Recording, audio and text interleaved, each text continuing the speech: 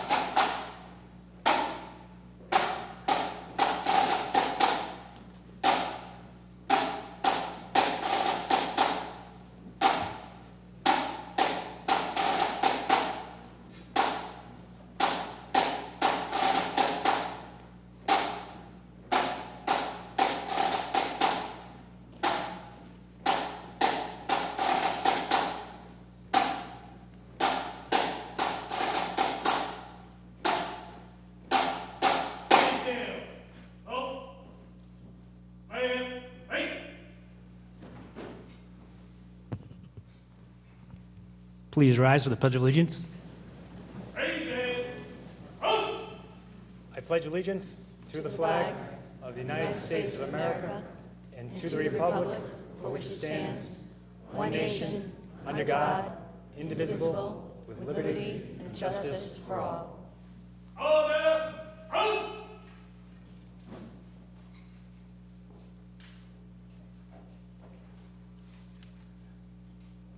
Please be seated. Welcome, everyone. We have just a couple of preliminary matters to take care of. The first items are the approval of the minutes for the November 4th, 2013 work session meeting, the November 4th, 2013 regular meeting, the November 4th, 2013 executive session meeting, and the November 18th, 2013 executive session meeting. I'll move that motion. Second. All in favor? Aye. Aye.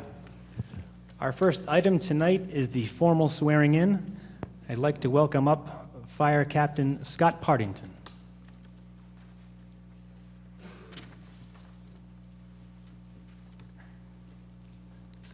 That's me. I'd like to turn it over to Miss Nolan for a few moments. Scott Partington is to be officially sworn in tonight as Chief of Fire. Scott has been a member of the Narragansett Fire Department for 23 years, rising from firefighter to lieutenant in 1999. Scott was made a captain in 2010. Scott is a registered nurse and he is pursuing a master's degree in healthcare administration and management. He also has 30 credit hours in fire science. Scott is married to his wife Lori and has a son Zachary. Partington participated in a rigorous selection process that included a written exam, and he participated in an oral interview given by myself, the Human Resources Director, and 4 Rhode Island fire chiefs. I selected Scott Partington as Chief of Fire because he represents a man of integrity who pursues excellence. I am convinced he will lead the fire department with strength and character. I know Scott Partington will distinguish the fire chief position. He will serve as a leader in whom the residents may have faith. This selection represents the first selection of a fire chief from inside the Narragansett Fire Department in 32 years. Some say it is the first internal selection ever. Thank you. Thank you, Ms. Nolan.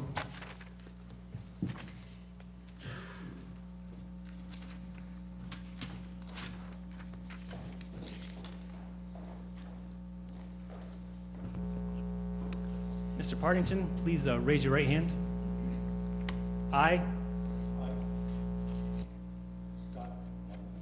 do solemnly swear to uphold the Constitution of the United States, the general laws of the state of Rhode Island, and the charter and ordinances of the town of Narragansett, and to faithfully serve as fire chief on the Narragansett Fire Department to the best of my ability. So help me God. Congratulations.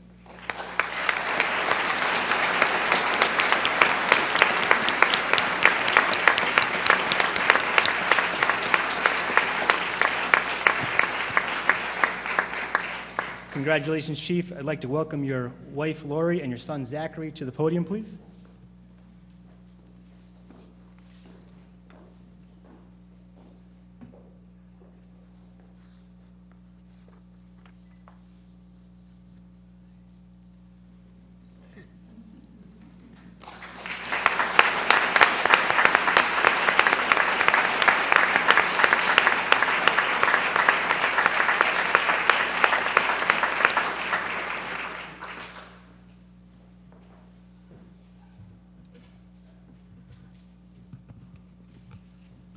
Excuse my back. Thank you, Mr. President, Council, Town Manager, and really the citizens of the community, and particularly the men and women of this department. I just wanted to take this opportunity to let the council, manager, the citizens, again, the men and women of this department, to really know just how honored that, number one, I've been selected, number two, appointed, and now just sworn in as the new fire chief here in the town.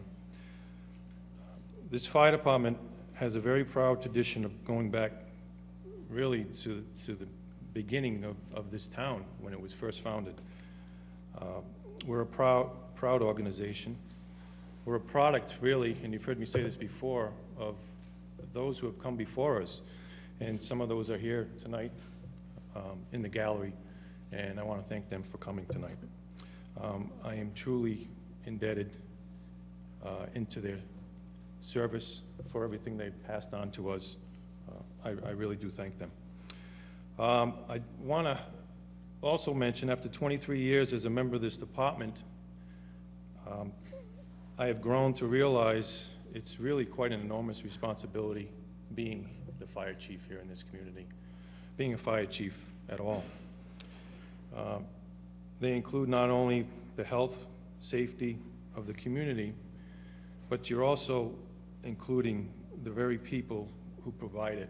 And those are the troops here, the members here tonight, and I'm very, very proud to be their leader and to serve them. The role of fire chief really has changed over the years. It's become more complex than it was in the past. Today's fire chief is constantly being bombarded with new standards, technology, and continually dealing with the dreaded word change. Change can be difficult in a service that is traditional based, such as the fire service. It doesn't come too easily, but it really shouldn't. It's sometimes change can be difficult, and all for all the good reasons. It's essential, I think, as a chief, to be able to have a vision. And it's a vision that really shouldn't be easily attained. It should be difficult. That's what it's meant to be. They're a stretch sometimes. And with the help and support of the men and women here in this community, I hope to institute some change and go on with some of that vision that I've been talking about in the past. Public safety, it's everybody's concern. We all have a stake in it. And as fire chief, I do understand that I have the responsibility to conduct myself in a manner that reflects some ethical behavior and integrity of the utmost importance. I look forward to fostering positive perception of this fire department, and in doing so, set an example for the very men and women that I lead. Again, in conclusion, I just want to say thank you very much. I'm truly, truly honored to lead these members, and I want to thank them for their support, for their devotion. I truly am honored and filled with pride this evening, and I thank you.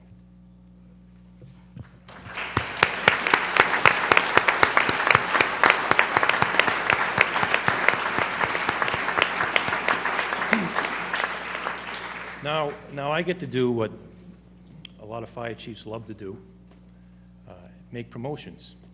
I've been told they like to do it. This is my first chance to actually do it, so I'm looking forward to it. It takes the spotlight off of me and puts it onto them, those who really have deserve it. Not only deserved it, but more importantly, have earned it. I'm going to ask that Lieutenant Anderson and Firefighter Lacoste please come forward.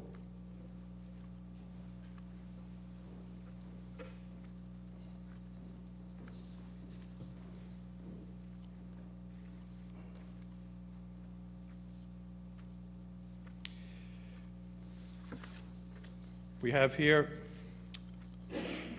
Firefighter Lacoste and Lieutenant Greg Anderson.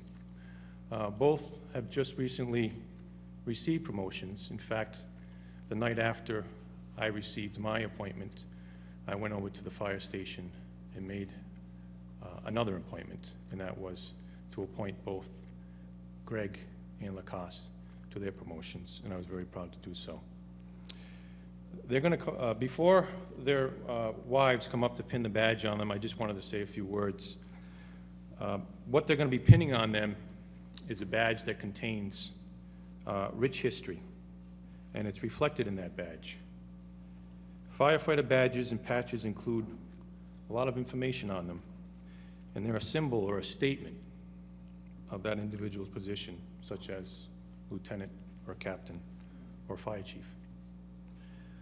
Officer rank insignia of a lieutenant and above uses the bugle. You might have noticed them. The bugle is significant because it declares the importance of clear communication and of a unified command. It's kind of symbolic. It goes back to when trumpets and megaphones might have been used historically to coordinate some of the firefighting efforts. It's this fire department's tradition that the more bugles an individual is awarded, the higher the rank. Firefighter Lacoste, being promoted to lieutenant, will wear 1 trumpet. Lieutenant Anderson, being promoted to captain, will wear 2 trumpets. The chief wears 5. And we wear them with pride and distinction because they truly are earned. They are achieved by merit based upon proven ability or accomplishment. You did not deserve these, you earned them, and I congratulate you both. Firefighter Lacoste, would you please step forward?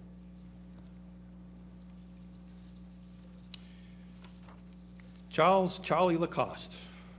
He joined the Narragansett Fire Department in May of 2009. Came to us by way of ferry from the town of New Shoreham, Block Island, where he went to school, grew up. Very recently, he was promoted to the rank of lieutenant on November 19th, just about 2 weeks ago. And just a few days ago, he was the first arriving engine company on a very substantial building fire. His first as a lieutenant. Welcome to the jungle. I believe Firefighter Lacoste quickly acquired a newfound appreciation of both the tactical and strategical decisions that the lieutenants are often faced with, particularly in the outlying stations.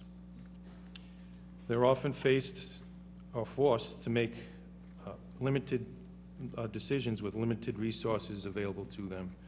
And Charlie did do that, and he did an excellent job. Charlie served on multiple companies. He was the chauffeur of Engine 1, where he drove for the captain, as the driver of Rescue 1 as well, both of which were at headquarters. During that time, he earned a unit citation for his direct role in the surf rescue aboard Marine 1. It was a rescue of 2 fishermen who were swept off the rocks, and he and his lieutenant saved a life that day. Prior to Narragansett Fire Department, he entered the Army in the year 2000. He served 4+ years in the United States Army, serving with both the 82nd Engineer Battalion in Bamberg, Germany, the 1st Engineering Battalion in Iraq's Anbar Province. He's the recipient of Army Commendation Medal with Oak Leaf Cluster, the Global War on Terror Expeditionary Medal, the Good Conduct Medal, and Overseas Service Ribbon.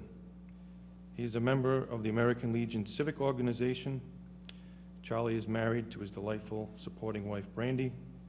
They live in Wakefield with their 2 rather large dogs, or horses. And we are very proud to have him, and I am very proud to have him as one of my newest officers. So if I could ask his wife, Brandy, to come forward and pin his badge.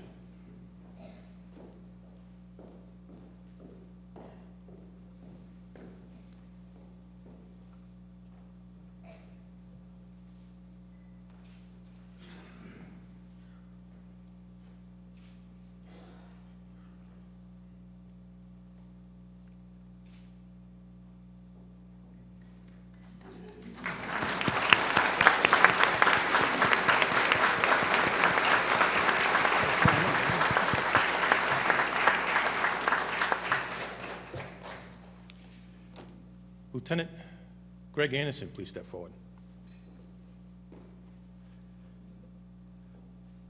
Lieutenant Greg Sparky Anderson. He joined the Narragansett Fire Department in September of 1995. Became lieutenant in 2007. Served on multiple companies throughout his career as a firefighter. 2 years at headquarters as Lieutenant of Rescue 1, which included the cross-manning of Ladder 1. Most recently as Lieutenant at Station 2, or our South End Fire Station on Engine 2, which also included the cross-manning of Rescue 2. Lieutenants at the fire department are a tremendous asset here with Narragansett. They have the added responsibility of being held accountable for multiple pieces of apparatus due to our current cross-manning response system to fire and EMS emergencies. We ask and expect a lot of them. Thus, they must be knowledgeable and skilled in many areas. And Greg was all of that as a lieutenant, and I'm sure he will remain all of that as a captain. He's the former secretary-treasurer to the Local 1589 for 15 years, where he earned the respect and admiration of his fellow members as he and other board members represented them throughout many contract negotiations and other union businesses. During his tenure with the Narragansett Fire Department, Lieutenant Anderson has taken great pride in his part with the restoration of our department's 1903 Ameskeek steamer. When he arrived in 1995, it was literally in pieces and non-functioning. He was instrumental in its restoration, took a lead role in refurbishing it, reassembling it, and restoring it.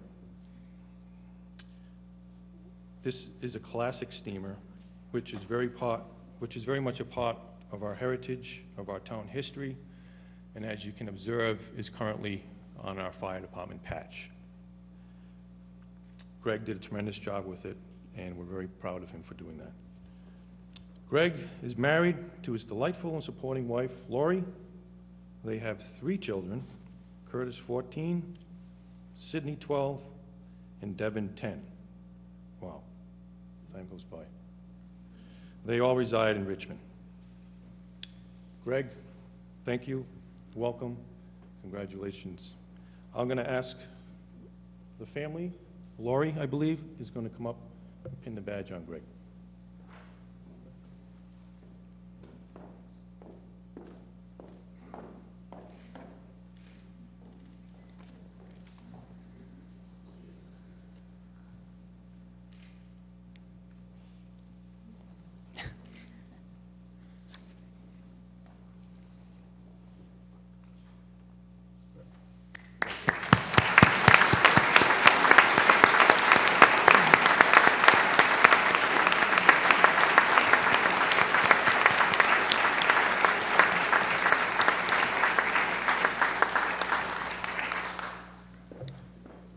Don't go just yet. I just want to say a few things about officers in general. Every officer here holds a special position of trust and responsibility with this department. They should never violate that trust or avoid the responsibility for their actions regardless of the personal costs. As an officer, you are the first and foremost a leader. You must lead by example and personal actions. You cannot just manage a command to effectiveness. They must be led. And I know that both of you know that. So, as an officer, you must therefore set the standard for personal bravery and leadership. All officers are responsible for the actions of their brother officers. The dishonorable act of one officer diminishes the team. Therefore, your actions as an officer must always be above reproach. You, as officers, will be on the forefront of representing this department, both now and in the future. And I know that both of you will do a great job. Again, congratulations.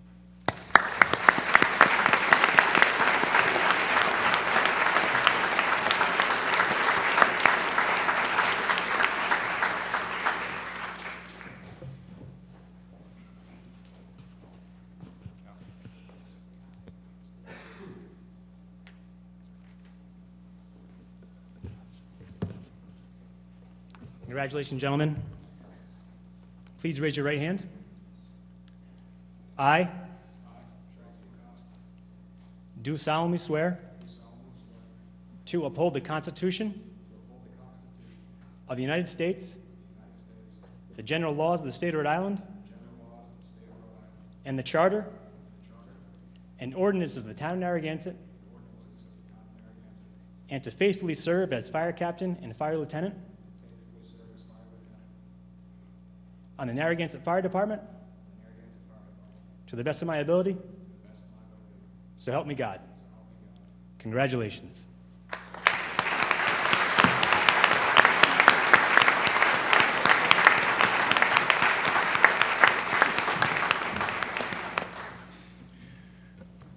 Mr. President, Council, members, that concludes my part. I do thank you for your time, and thank you for the opportunity to congratulate our men and promote them. Thank you. Thank you very much. We will have our procession and take a short break to congratulate the new captain, lieutenant, and chief.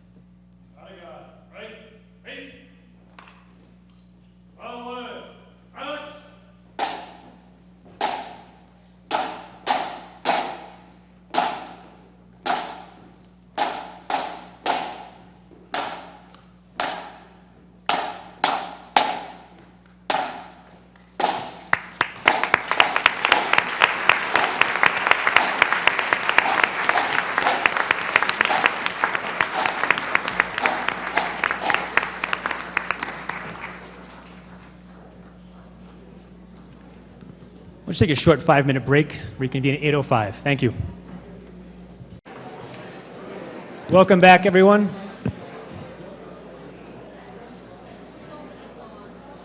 Where's Ann?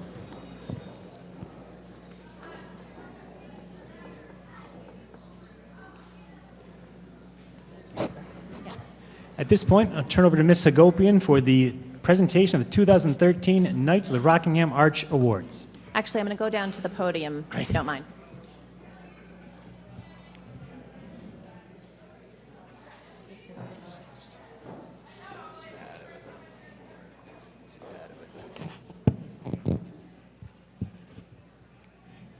In 1977, Town Council wished to honor citizens of Narragansett who made significant contributions to this community and to recognize these volunteers upon whom appropriate majestic dignity would be bestowed. And so the Knights of the Rockingham Arch Committee was established. For the past 36 years, the town has acknowledged those residents who have helped make a difference in this community. The members of this committee this year are School Committee member Frank White, Wynn Hames, Chair of the Democratic Town Committee, Meg Rogers, Chair of the Republican Town Committee, Steve Wright, Director of Parks and Recreation, and Ann Irons, Town Clerk, and me, representing the Town Council. This year, the committee has selected 7 recipients to be included as Knights of the Rockingham Arch. The first 2 recipients are given this knighthood posthumously, and they are brothers. The first recipient was a former school committee member and a leader in calling for the establishment of the regional agency known as SORICO, the Southern Rhode Island Collaborative Educational and Training Center, which services students and families throughout South County to reinforce student achievement using cost-effective, collaborative, and entrepreneurial strategies. He was also ahead of his time in calling for healthier school lunches for our students in our school system. His brother was a defender of Rhode Island rights to freely access the shoreline as defined in the Rhode Island Constitution. He founded the group Citizens' Right to Access the Beach, affectionately known as CRABS. He believed that every citizen should have the right to access the beach without a fee, and he and his fellow crabs were unafraid to employ civil disobedience while defending these rights. He too was a former school committee member, as well as serving on the board of canvassers. Throughout their lives, these brothers exemplified what it means to be principled public servants and engaged citizens for their communities. Our Knights were true assets to the town of Narragansett and will be remembered for their commitment to this town. We therefore knight Joseph Kavanaugh and James Kavanaugh into the Order of the Knights of the Rockingham Arch. Meg, do you know who's accepting? Sorry, Patrick. Come on up, Patrick.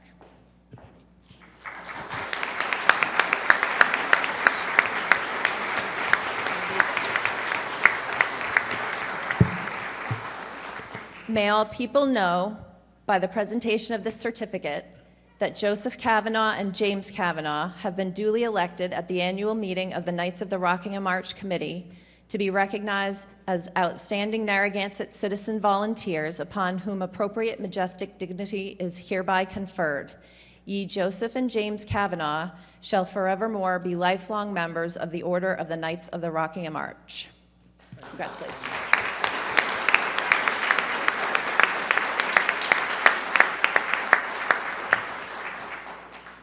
Our third recipient grew up in the town and now maintains a business here.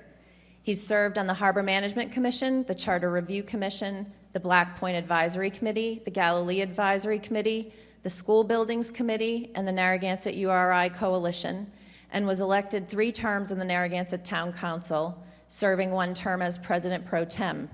He's been a coach for the Little League and always supported youth activities either through volunteering or financial assistance. Besides government boards, he's been a member of the Chamber of Commerce, the Galilee Business Association, the Narragansett Lions Club, and the Democratic Town Committee, the Friendly Sons of St. Patrick, and the Sons of Irish Kings. He's sponsored an Adopt-a-Spot program as well as concerts on the beach for us all to enjoy, just to name a few. Our knight is a true asset to the town of Narragansett and is very much loved by his wife Rebecca, 2 sons, and a daughter. And we thank him very much to his commitment to the town and hereby knight him into the Order of the Knights of the Rockingham Arch. Could I ask Jim Durkin to come up?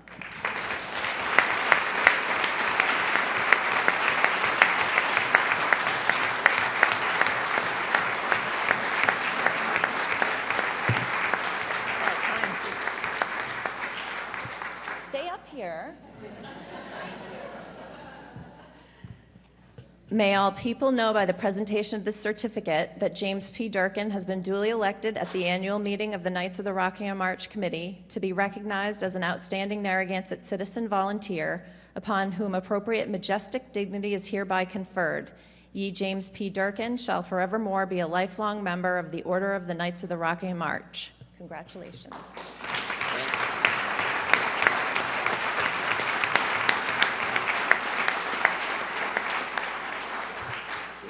Next one is an interesting one. I think the first time we've had this type of recipient. The 4th recipient is a private non-for-profit organization founded in 2007. And this group is known for conducting educational guided walks on Conotchet Farm for the public. At first, walk leaders were all volunteers, but gradually experts were hired from the immediate area. Due to the popularity, now there can be as many as 40 walkers participating on these tours.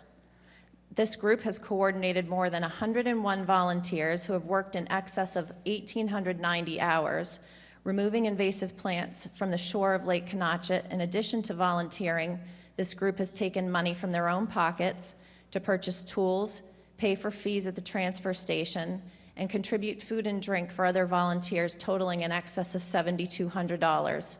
And these individuals have taken their own vehicles to haul more than 50 tons of material to the transfer station. As a volunteer group, they are firmly committed to improving, managing, and preserving the town of Narragansett's Conotchet Farm area. We hereby knight the Friends of Conotchet Farm into the Order of the Knights of the Rockingham Arch for their commitment and dedication. I'd like to ask Tom Fortier, Kathy Helliher, David and Rosemary Smith, Ray Kagels, Mike Lepiski, Libby Lamar, John Boothroyd, and Selena Millard to come up.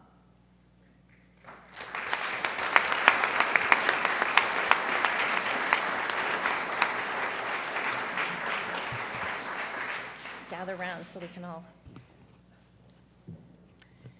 May all people know by the presentation of this certificate that the members of the Friends of the Conotchet Farm have been duly elected at the annual meeting of the Knights of Rockingham Arch Committee to be recognized as outstanding Narragansett citizen volunteers upon whom appropriate majestic dignity is hereby conferred. Ye Friends of Canachet Farm shall forevermore be lifelong members of the Order of the Knights of the Rockingham Arch. Congratulations. Thank you very much. Thank you very much. Thank you very much.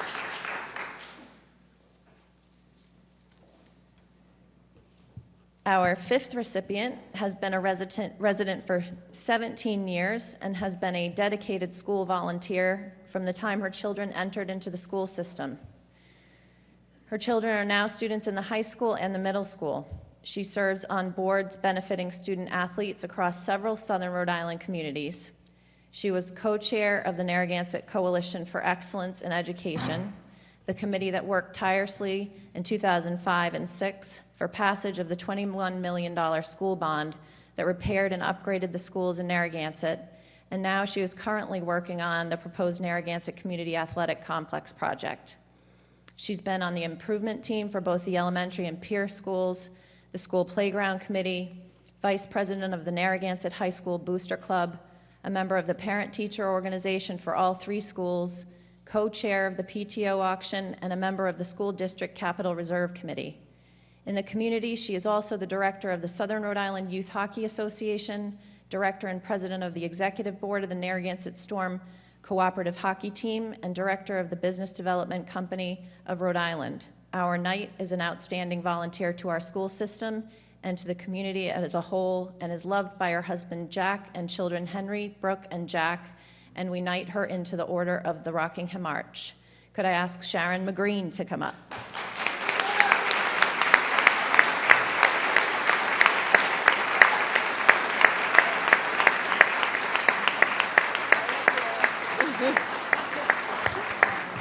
May all people know by the presentation of this certificate that Sharon McGreen has been duly elected at the annual meeting of the Knights of the Rockingham Arch Committee to be recognized as an outstanding Narragansett citizen volunteer upon whom appropriate majestic dignity is hereby conferred. Ye Sharon McGreen shall forevermore be a lifelong certificate member of the Order of the Knights of the Rockingham Arch. Congratulations.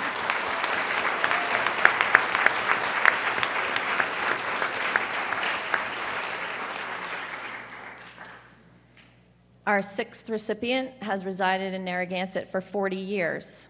For the last 16, he has served on the Narragansett Housing Authority, the last 11 as the chair. In addition to this, he's been both a member and the president of the Narragansett Democratic Town Committee, the Narragansett Little League, the Narragansett Lions Club, and the Friendly Sons of St. Patrick. Our Knight is an outstanding volunteer in the community and is loved by his wife Joan and 3 children they chose to raise here, and we knight him into the Order of the Rockingham Arch. Could I ask Pat McQueenie to come up?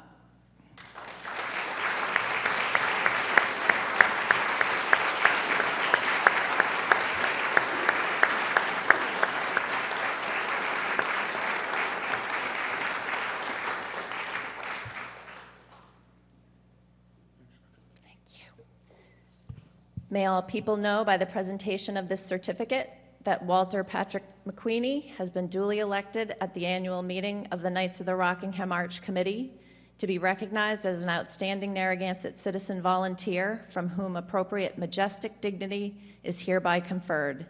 Ye Walter Pat McQueenie shall forevermore be a lifelong member of the Order of the Knights of the Rockingham Arch.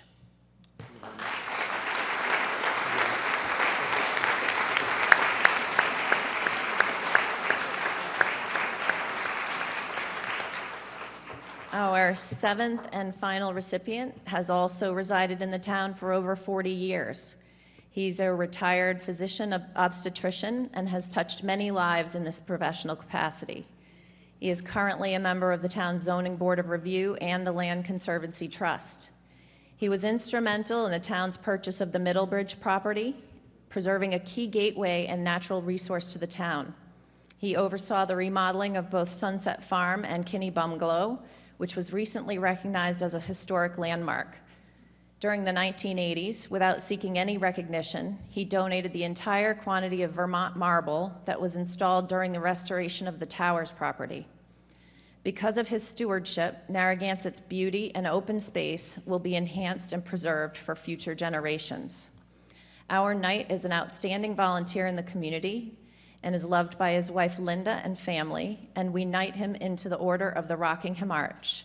Can I please ask Dr. Robert O'Neill to come up?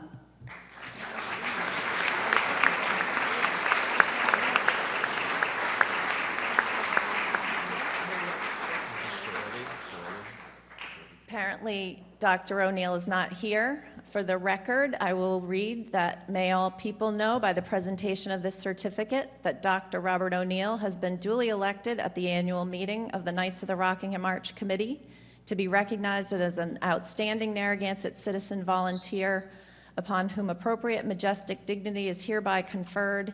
Ye Dr. Robert O'Neill shall forevermore be a lifelong member of the Order of the Knights of the Rockingham Arch.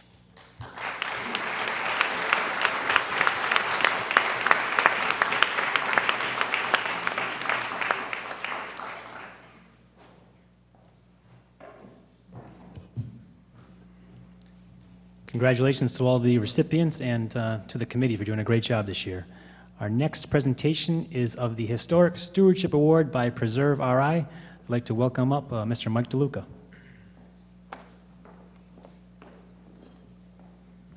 Really is a great night. So many great things happening here for the town of Narragansett. I just want to give a little background on this, and I want to start by bringing us back into history a bit. Maurice Lutyens, our late town manager and former town councilman, was not a shrinking violet. We all know this. He called things the way he saw them. Over his decades of town service, Maury did much to advance the town, leading by example. On rare occasions, though, Maury found himself on the short end of a big vote or decision. And while many of those losses were forgotten over time, a few were dubbed white elephants. Tonight's presentation is a reprise of comments made at an award ceremony held in late September. Valerie Talmadge, who is the executive director of Preserve Rhode Island, is here to make that presentation. Preserve Rhode Island is a nonprofit organization dedicated to the protection of Rhode Island's historic structures and unique places. For the past 5 years, Preserve Rhode Island has joined forces with the Rhode Island Historic Preservation Commission to solicit nominations for something they call the annual Rhodey Awards, which acknowledge great preservation activities and individuals who have achieved a certain amount of notoriety in doing so. This year, Dr. Robert O'Neill, someone who was just noted, submitted a nomination for the Kinney Bungalow. During their deliberations, the award committee recognized that in Narragansett there were several additional historic preservation successes, and so decided to change our category from a single building to cover the stewardship of all historic properties.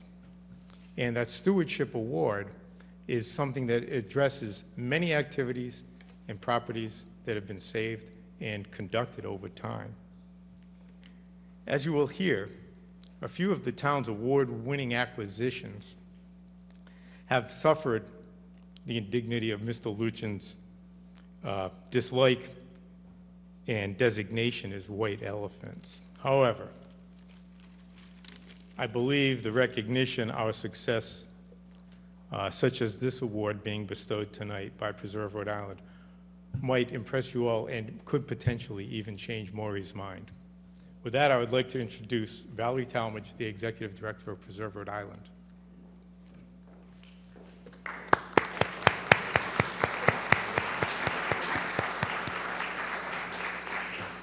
Hi, it's really an honor for me to come down and do a reprise, or is it a reprise? I never know, of the recognition that we gave the town of Narragansett for our 2013 Rhodey Award for Stewardship for Historic Preservation. Each year, as Mike said, Preserve Rhode Island and the State Historical Commission come together to recognize people all around the state who work every day to keep Rhode Island cities and towns places where we love to live, work, and play. And this year, the town of Narragansett, the entire town, was one of among 10 recipients of the Rotary Award for Historic Preservation. Because the town couldn't all come to the awards ceremony, it's really nice that I can come here and present the award to the town. I really appreciate this opportunity to thank you directly for all the work you're doing for historic preservation. In September, we gathered at the Weekapaug Inn, and I tried to explain why we use a chicken as a symbol for the Rotary Awards. We think that the state bird, the Rhode Island red, is a great symbol for excellence in historic preservation. Bred in Little Compton, the Rhode Island red represents Rhode Islanders' entrepreneurial spirit. They are hardy, resilient, and all-purpose birds, and that sounds like someone involved in historic preservation to me. So with that short setup, here's what I said in September, presenting the 2013 Rotary Award to the town of Narragansett. The story goes that the king of Siam would make a gift of a white elephant to individuals in his court whom he considered obnoxious in order to ruin the recipient by the cost of maintenance. A gift from the king, the courtier couldn't get rid of it, and apparently white elephants not only required an enormous and special diet, but were considered sacred and attracted crowds of pilgrims, all becoming a drain on the unfortunate owner's purse. In modern usage, a white elephant is a property considered to be without use or value, but whose cost of upkeep is ruinous. And here are the towers, the town of Narragansett's white elephant. But wait, there's more. Here's Kinney Bungalow at Sunset Farm, the town of Narragansett's white elephant number 2. The town of Narragansett began its path to historic property stewardship by rescuing from development parcels of open space, such as Sunset Farm, in order to save the character of the town. Now, many towns would say, okay, we'll take the open space, but you have to get rid of those historic buildings because they're just white elephants. So why was Narragansett different? I think it's that the people in Narragansett really understand that their historic buildings give this town its unique character that they love. I also conclude that the town council in Narragansett must have a tradition of being comprised of diplomats, where diplomat is defined as someone who says, you have an open mind, instead of telling you that you have a hole in your head. Faced with the responsibility as owners of these extraordinary icons, Narragansett enlisted the people in the community and got to work on stewardship in the spirit of the best way to escape from a problem is to solve it. So here's what I learned about stewardship from people in Narragansett. First, people make the difference. Buildings don't save buildings, people do. Narragansett tapped into its citizenry and let them work. Second, a business plan is the key. The Towers Citizen Group had a vision for reuse and programming that became the blueprint and kept everyone moving in the right direction. The example of business planning learned at the Towers was copied at Kinney Bungalow. Third, take the long view. Rehabilitation was not accomplished all at once, but over a decade and more. With a plan, this incremental approach cut projects down to manageable size. Fourth, persistence. The groups charged with property stewardship exhibit a combination of not giving up and adapting to changing circumstances. Calvin Coolidge said, "Nothing in this world can take the place of persistence. Talent will not. Nothing is more common than unsuccessful men with talent. Genius will not. Unrewarded genius is almost a proverb. Education will not. The world is full of educated derelicts. Persistence and determination alone are omnipotent." And finally, these stewards pay attention to sustainability. At both properties, the vision for reuse creates a pay-as-you-go facility, which means the former white elephants now earn their keep. But wait, there's more. Stewardship in Narragansett extends from specific properties to the entire town character. When preservation works, people embrace it, and in Narragansett, that is extended to the recent establishment of historic district zoning. The town government and residents are in it together, stewarding Narragansett's historic character, supported by an active and engaged Narragansett Historical Society. Whoops. So what if every town in Rhode Island saw itself as a steward of historic resources? I think it'd be a better state. So thank you very much. I really appreciate this, and I forgot to bring the award up.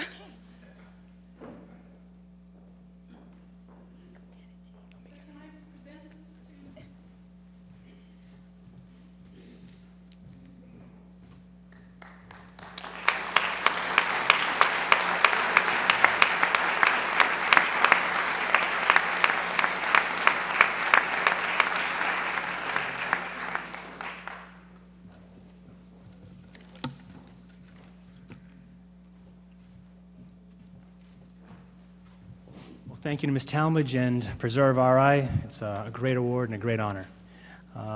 Moving on to the open forum. Please keep your comments to 3 minutes, and please state your name and address upon approach to the podium. Mr. McCarthy.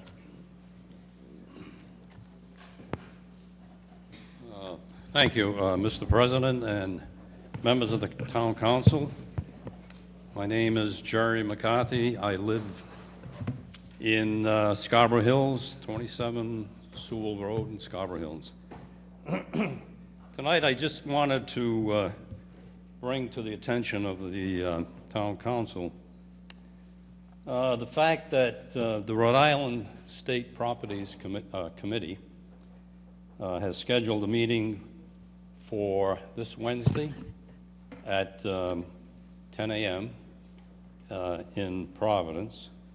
And the purpose of the meeting is to discuss, and I assume grant, an easement to Deepwater for the landing of the Deepwater Wind Project cable at Scarborough Beach. And the easement would be granted for the beach portion, would be granted by DEM, and there's another portion of state property at what's called Dillon's Corners, which some of you people who have been here for years would know where that is. I think it's near the Rotary on 108 on Point Judith Road there. In any event, it puzzles me as to why they're having this meeting to grant an easement, and this is December 4th, when we just saw a big full-page ad in our local newspaper for a DEM public hearing here in the town hall on December 11th. Why have the December 11th meeting if Deepwater is already going to be granted an easement on December 4th? So as a result, I think you know that I've been involved with a group called Deepwater Resistance, and we sent a letter to the State Properties Committee. We emailed it to you. You may not have had a chance to check your email, but it went out in, I believe, Saturday's or Sunday email. But what I'd like to do is just take a few minutes, and it'll only take a few minutes to read the letter to you that we have sent to the State Properties Committee over the name of Bob Shields, Myron Waldman, and myself, who are officers in the Deepwater Resistance PAC. And we sent it to Ronald Reno, who is the chairperson of the State Properties Committee. And the letter reads, Dear Mr. Reno, this is to request the State Properties Committee take no action on items A and B at this time, and that this memorandum be entered into the record of the meeting. Items A and B deal with granting an easement by over the beach portion of Scarborough. That's under DEM's. Mr. McCarthy, I'm just going to ask you to move it along a little bit. We have a lot of items tonight. Okay, Thank I you. will. Okay, so it was, the letter says to request the State Properties Committee to take no action for the following reasons. After months of discussion, debate, and public input, we all know that Narragansett Town Council in August unanimously voted to reject Deepwater coming ashore in Narragansett. Secondly, Deepwater Wind's CEO erroneously stated that the impact on Narragansett from a cable landing at Scarborough Beach would be much different than the cable landing on the town beach. And this letter said that this is patently false. All of the reasons against landing in the town beach apply to Scarborough except one. Scarborough is a state-owned property, and obviously I think Deepwater is using this as an end run around the town council because it's state property. Thirdly, the scheduled meeting, they have it at 10 o'clock in the morning, Wednesday morning in Providence. Who's going to be able to get up to that meeting from Narragansett, except maybe some of us retired people? And lastly, we don't believe that it's good government for an administrative committee like the State Properties Committee to blatantly override the will of the people in Narragansett, and more importantly, the will of the elected officials in the town of Narragansett. And that's the extent of the letter, and thank you for giving me the opportunity to read it. Thank you. Mr. Alba. James, can I just talk to that for a minute? Sure. Just encourage people on that issue, because the town did speak out strongly on this issue. So thank you to Jerry and the members of the Resistance on this very important issue. And everyone at home, the State Properties Committee meeting is on Wednesday in Providence at 10 a.m. We also have here December 11th in the evening at 6, the DEM public hearing on this. So continue to have voices be heard on this. They've mattered. They made a difference already. So thank you, and continue to make your voices heard. Jerry, help me. Where is it? Yeah, it's going to be at the 1 Capitol Hill. At the Department of Administration building. That's the office building behind the state office. Mr. Alba? How about 24 Eagles Nest Terrace? I was wondering if we ever thought of having the Homestead Act enacted over here. This is a time of year when we lose a lot of our residents because they go to Florida so that they can save on their taxes. Well, why can't we have the Homestead Act here in Narragansett? Is there any reason for that, or why we can't have the Homestead Act? It's something to be looked into, for sure. What's that, please? Something to be looked into. I believe a committee already has looked into it in the past. Maybe it's time to do it again. Yeah, because it would be a good thing, because we all know that senior citizens cost the town the least amount of money, because they don't have any children and all that, so that would be a good thing. Please look into it. Thank you. Thank you. Mr. Shields.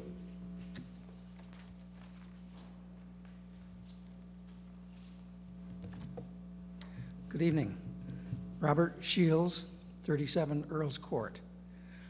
I have a couple of unrelated items to bring up.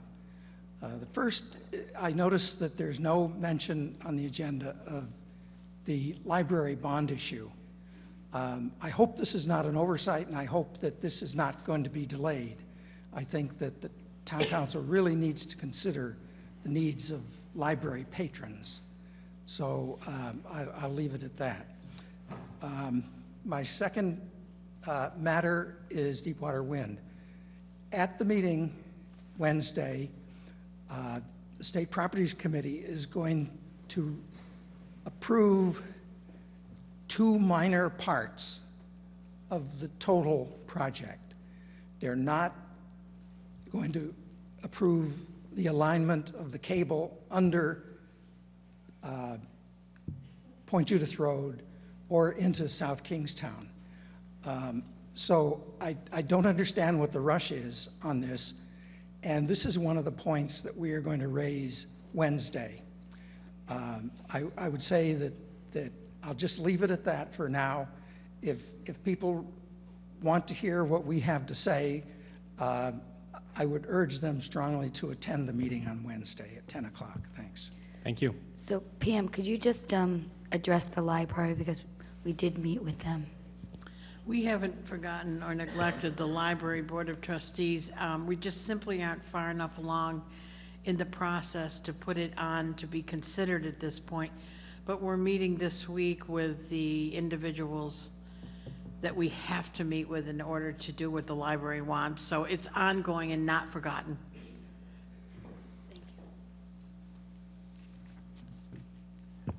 With that, we'll move on to the public hearing. A motion to schedule a public hearing on the application for a transfer of a Class BV liquor license from Clam Jammers LLC, doing business as Clam Jammers 294 Great Island Road, Narragansett, Rhode Island, Plat IG Lot 95294 Holdings LLC, doing business as the Wheelhouse. So move. Second. The suggested meeting date is January 6, 2014. All in favor? Aye. Aye. Moving on to the consent agenda. Anyone like to remove any items from the consent agenda? Motion to approve the consent agenda? I'll move that motion. Second. All in favor? Aye. Aye. Motion passes 5-0. Moving on to number 9, old business. A motion to request the General Assembly to authorize placement of a referendum bond question on the November 2014 election ballot, which act authorizes the town of Narragansett to finance the renovation project for the public safety building and to issue $2 million in bonds and notes therefore on the November 2014 election ballot, and to direct the town solicitor and town clerk to take all necessary action to effect such request. I'll move that motion. Second. Discussion? Mr. Wojciechowski.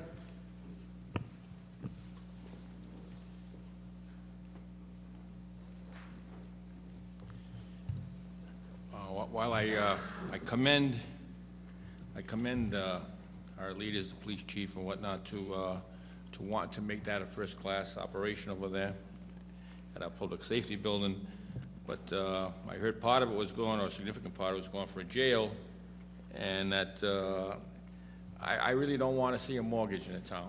I'm really, unless it's absolutely necessary, and I'm not so sure it's absolutely necessary. We must look at alternatives. In fact, I had a friend who's been in the jail a couple of times. He's sober now, so he's not in there anymore. But he said the jail was a wonderful place to be. He had all, he really liked it, all right? So, I mean, based on, I haven't been there myself, but based on his opinion. Not yet. I mean, not yet. But based on his opinion and from what I see, they've kept it up really well. They've done a good job over there. And if there's a jail issue, I think the jail is adequate to take care of the drunks or domestics that we have. But if we have a real hardcore criminal, I don't think I want him in Narragansett, okay? Because, you know, even hardcore criminals escape from Alcatraz, and I don't think I want to have to make our jail as equivalent to Alcatraz. I don't think we have the expense for that. I think we ought to look at alternatives. Again, can we rent from North Kingston? Can we rent from South Kingston? Can we just take the hardened criminals and bring them down to the ACI? Let's postpone. If nothing else, let's postpone this issue until we see the details and look at the alternatives we have. I think we need to make a change. We're just too quick to, a bond issue. You know, it doesn't cost us. It does cost us. And I think we ought to postpone this decision for a little longer. Thank you. Thank you. Mr. Vangermeersch. I live on 55 Osceola. I'll pick that address tonight. Speaking first for the Finance Committee, which met, I think, last week, with the only liability, long-term liability we have on our books is $20 million, traditional bonds. This ignores 17 million bonds for the roads, which have been approved. And I am estimating an $60 million long-term shortfall in other post-employment benefits, another $30 million in long-term debt for unfunded pension liabilities, to which, let's say, these three bonds add up to $5 million, and whatever the library bond, the sleeper, comes in, this, and I don't know what that would be, let's just say it's $18 million, just to say something. That's $150 million of debt. The interest on that, of course, we do ignore OPEB. We just plain refuse to fund it. So that just gets bigger and bigger every year. Now, maybe we don't fund OPEB, but we have to pay interest. We have to pay into bond sinking funds per the bond covenant. This, to me, is so far out of line for this particular town, it's unbelievable. And I agree with Stanley that I wish Tennessee Ernie Ford were here. Another day older, another day deeper in debt, whatever. I think that was the song. Doug might know. But we are going the wrong way, and we just want to pile on debt after debt after debt. And I think these various programs have other distinct merits and demerits, but we are sinking in debt, and we just take on more of it. Ultimately, this will break us, especially if we're forced to fund the other post-employment benefits at 100% of the annual required contribution, which we have refused to do. Someday, the employees are going to say this, or we take some drastic action and be hard-nosed with the retirees. So far, we have entered some sort of negotiations with them, but not really, in my view, perhaps aggressively enough. We are in deep debt, and we just go further and further into insolvency. Thank you.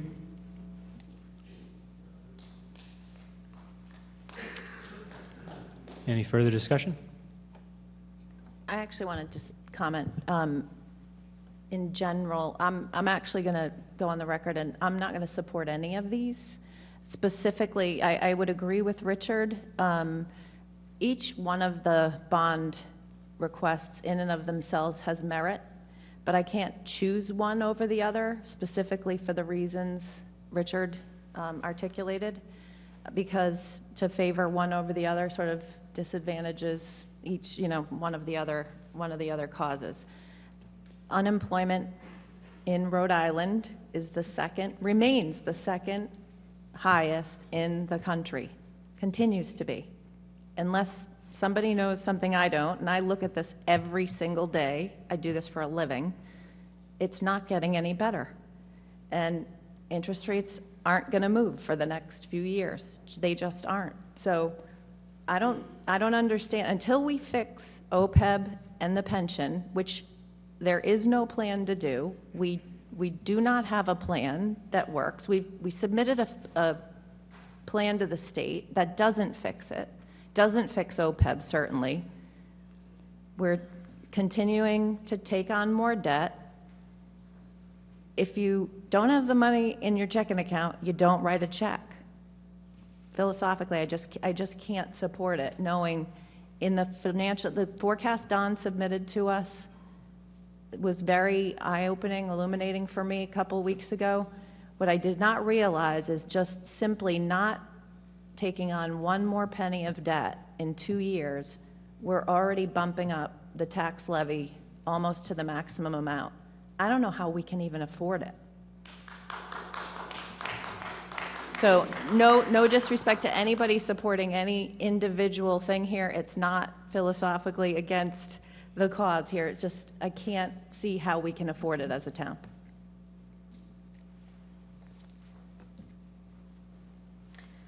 So, obviously, I support all of them, actually. And one of the things that comes to mind is the bond counsel, Dave, is it Ferreira? Is that his name?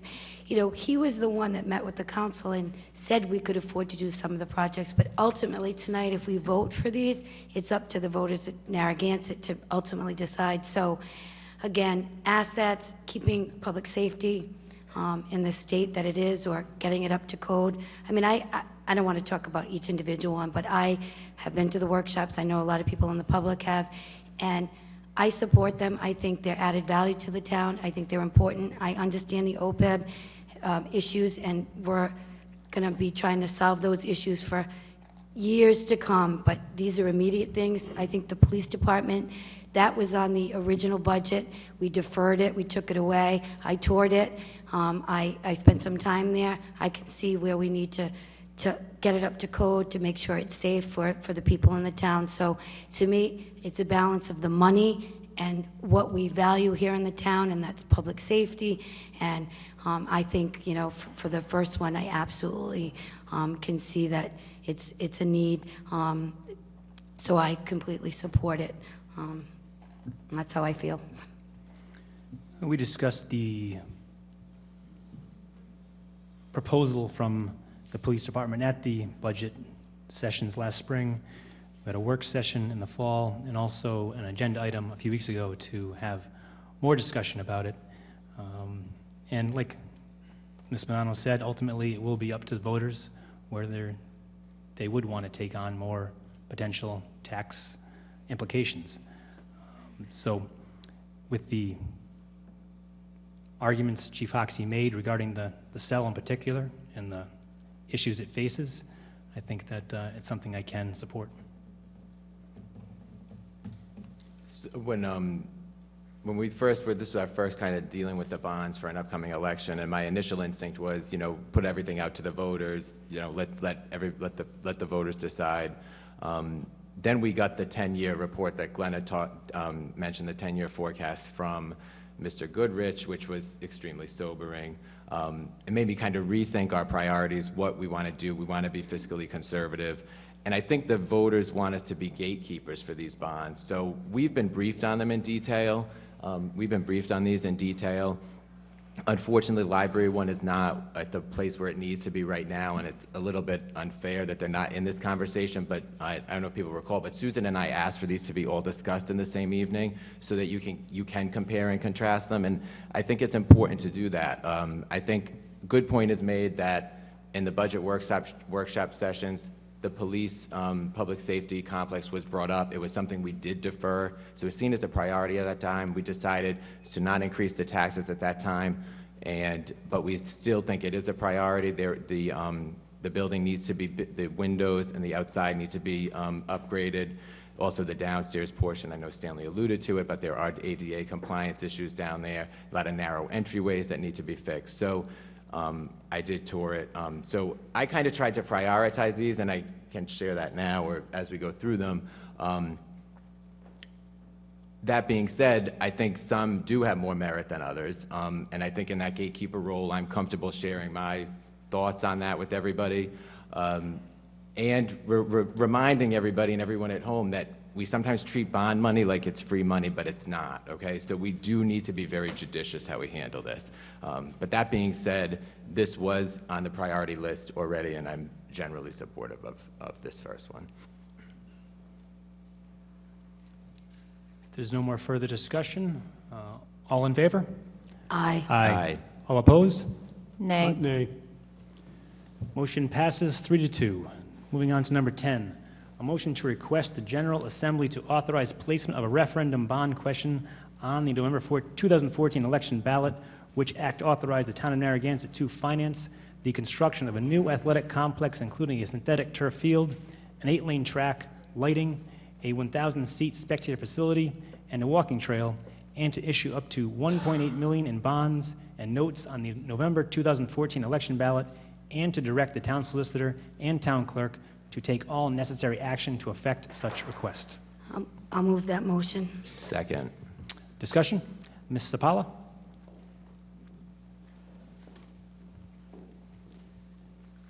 Thank you, committee. It is a great night to be in Narragansett when you hear the awards for our historic preservation, the volunteers in our state and our community, recognition of Cora awards, and true concern for the financial future of the town, but also for the future of the town. And with a full understanding of what you have to face in terms of your decision-making, our project, to me, is such a testament to what the future of our town can be, which still needs to grow and build and attract new people. With that recognition, you know how hard our group has worked to work on donations for this particular project. And in front of you tonight, and was emailed to you earlier today, is a cost breakdown of the project, very recently done. And I know that in our presentation, and certainly in my enthusiasm last month, different figures were provided to you. So I'd just like to be extremely clear. $3.2 million is the updated and consistent cost of our entire project. Mr. Ferrara has prepared bond legislation that reads to issue not more than $1.8 million bonds and notes. And it's important that it is worded that way because it is our sincere hope that while this is the safest and best number, it's the highest number that the taxpayer would be asked to vote for. And it is anticipated that within these next 6 months, as new donations come through and new information is provided, grants may be awarded, that we could decrease that amount. So I just wanted to make that absolutely clear. In my enthusiasm, I said lots of figures, and it is my belief that the taxpayer will be asked for less money and that there will be housing aid added to that to bring that figure down, but to be legitimately safe and secure in this amount and to be able to fully fund the project. If no other fundraising happened, this would be the amount asked of the voters. So I ask for your consideration. Thank you. You're welcome. Yes, sir.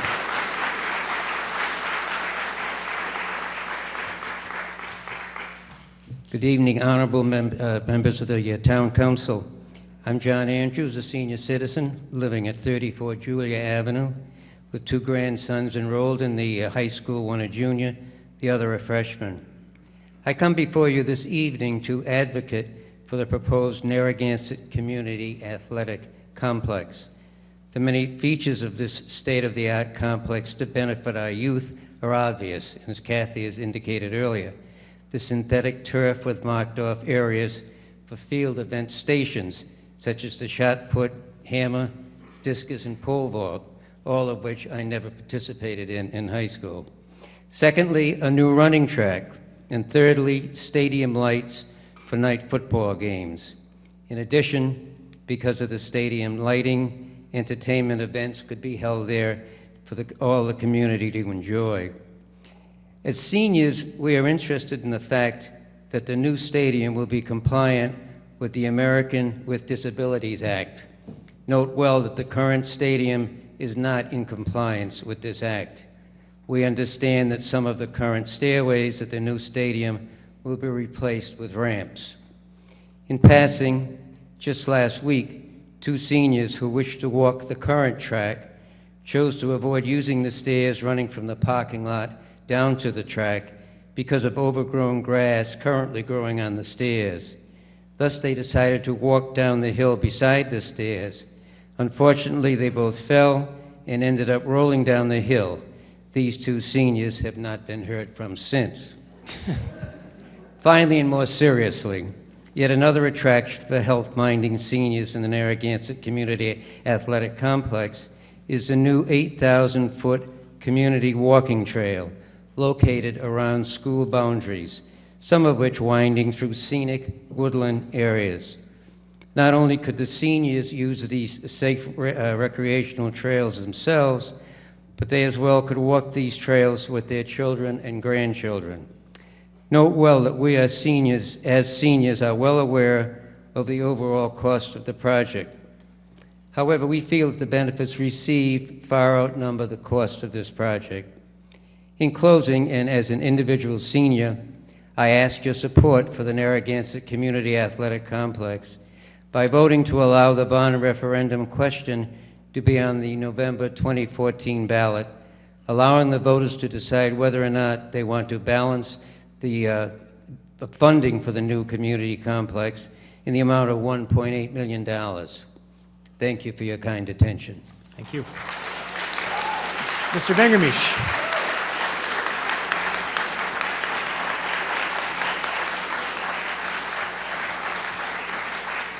I'd like to make a comment about what Matt had said. I just disagree. There is an active group in town that is, or active groups in town that will log roll to pass any bond issue as long as there's a school bond issue along with that. There is no viable opponents. We cannot, and I don't particularly feel like spending $50,000 of my money to fight what these groups can do informally to pass what they do. You take the town employees, the people with children, grandchildren in school, the firemen. There isn't a chance in the world for the opponents to win against this. I plan to be an opponent, but I guarantee you I'm not shedding a great deal of wealth advertising against this, and I stand no chance. It is you five people that have got to realize that this is a stacked deck. Sir.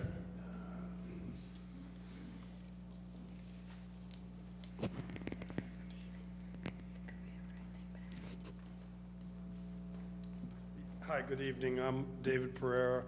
I also live on Osceola Avenue, and I hope our last speaker is right.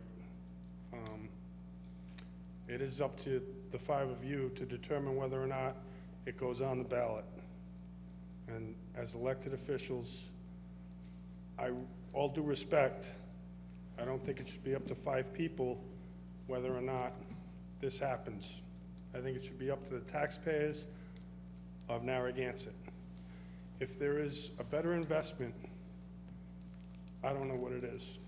We need to invest in our youth. Let's face it, it's very normal for someone to say, how is this going to affect me? Is that selfish? Yes, it is selfish. But what we should be asking ourselves, how is this going to affect the future of our town? Are we going to attract families to come in? Are we going to attract other people to come in and move into this town with this field and this? Many people have worked awful hard to make this happen. Yes, I am selfish. I have a son who may get 1 year's use out of the field. But for 20 years, there'll be a bunch of kids that get a good use out of the fields. And like the other gentleman said, it's not just for the kids. With the walking field, and it's just, to me, it's a win-win situation. And with that, I hope that you leave it up to the taxpayers. Thank you. Thank you. Mr. Wojciechowski.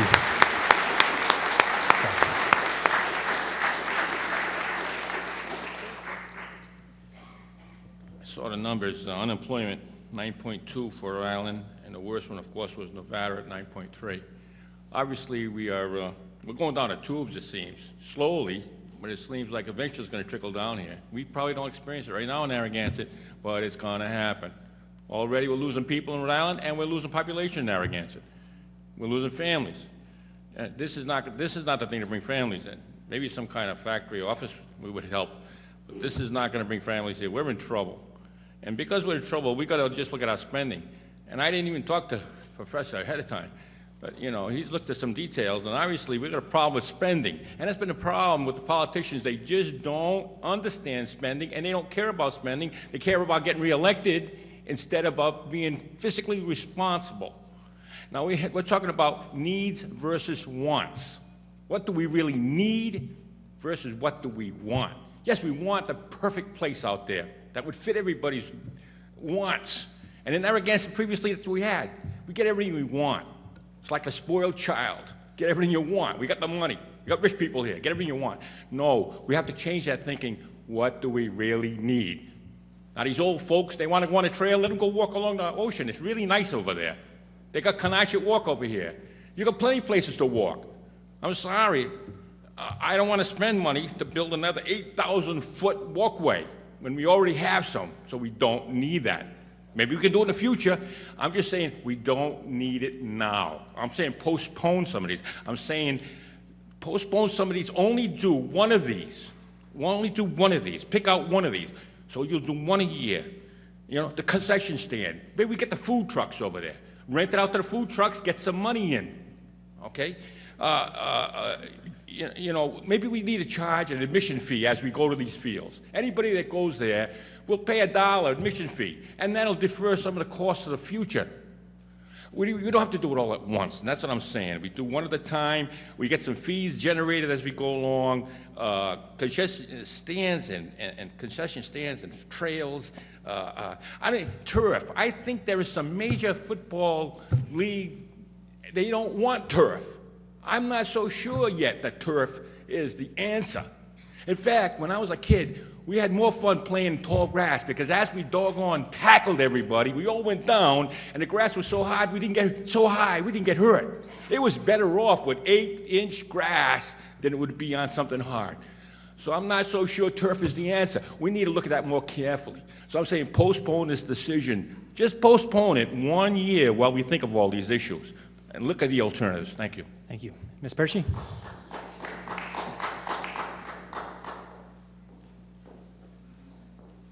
Hi, I'm Joyce Pershey. Good evening to each of you, council members. I'm a resident of Narragansett, 22 Central Street.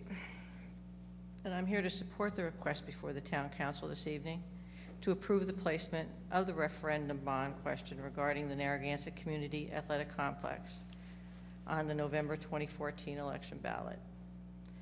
I'd like to stress to all the residents that the Town Council approval tonight does not make any funds available whatsoever at this time. That will be up to the residents. Approval this evening gives the residents of Narragansett the opportunity to decide the merits of the project over the next year and cast their vote in November, 1 year from now. By approving this motion, the Town Council allows the Narragansett Community Athletic Complex Committee the time it needs to hold fundraisers, reach out to the public with thorough information, updated financials, and find out if grants will be received, how much they are, and what will be approved. This information is pertinent to making an informed decision regarding the need and benefits of this facility. Through my own reviews of the information for this project, I have found the multi-year planning of the athletic complex diligent and professional, the committee and supporters very dedicated, the pledging of funds already ahead of its goal. The design of the facility is practical, not excessive, and the need is realistic. I believe that sports are an integral part of the education we should offer our children. It is of further value that the facility is multi-use and open to our community for events and everyday use. Additionally, the complex will be able to host state and regional sporting events which would bring families to our town during our most critical economic need for our local businesses, which is during the shoulder seasons. and I hope you'll vote to approve this request this evening, and I thank you for this consideration. Thank you. Mr. Barry.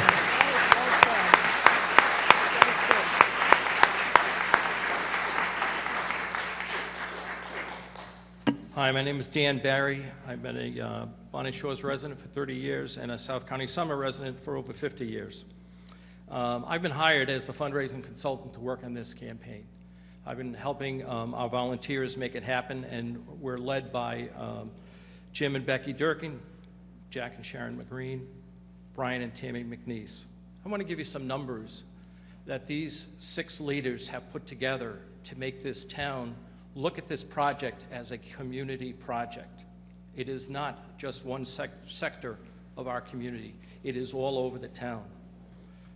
It started with the Gales Associate report, where 280 residents looked at the field need as to what our needs were in the community. I did a study, fundraising feasibility. I saw 35 families and individuals. We have a leadership committee of 29 individuals representing all parts of our town. We have an honorary leadership committee that represents 36 people. We have 23 newly recruited parents of our community who are part of our project. We have over 400 people who are devoting volunteer time or who have been a part of this process, and we're still 11 months away from a bond referendum. We also had 2 receptions, informational receptions at people, one at home and one at a facility. Over 100 people attended that. As you know, to get people to a reception, it's difficult. We got them there because they care about what this is all about. To give you a sense of what those numbers mean, in our 2012 election, we had about 7,700 voters. Over 400, 500 people represents 5% of the voters who actually voted in 2012 are a part of our active community working on this project. People are caring and being a part of it. I'm happy to report that we have some fundraising success. Our goal that I recommended was that we could raise $650,000 by November of 2014, 11 months from now. We're at $450,000 that has been raised. We've raised 69% of our public fundraising, and we still have 11 months to go. But the beauty of that money is that 71% of the monies raised has come from non-school families. This community is not, this project is not a school project. It is a community project that people care that seniors are going to be using it, youth groups are going to be using it, our schools are going to be using it as well, of course. But it's also all parts of our community to make this happen. This Friday, we're putting together a proposal to DEM, a $400,000 grant that we are in the running for it. We don't know what's going to happen, but we fit the criteria perfectly. We're going to raise money for another 11 months. We're going to reduce as much as possible the debt for our town, because that's part of why we're committing this time. I've committed a lot of dollars myself besides being a part of this. So what are we asking town council to do? Just let the voters decide. They will be educated. I do not believe that our voters are not educated about what the bonding is all about. They know about debt, they know about the responsibilities, but they also know that if they get 50% of the monies raised or 40% of the monies raised, and they're only going to be borrowing a certain portion of a good project, that's a good investment. So it's our job as our committee, led by these 6 great people, that we get this information out to the people to make good decisions about what they wanted to do. Now, why are these residents on board? Thank you, Mr. Barry. Time's up. I see. We're asking everyone to leave a legacy, just like we had before. So what we're asking town council members to do is to let the voters decide. Join us. Let's build it together. Thank you. Thank you.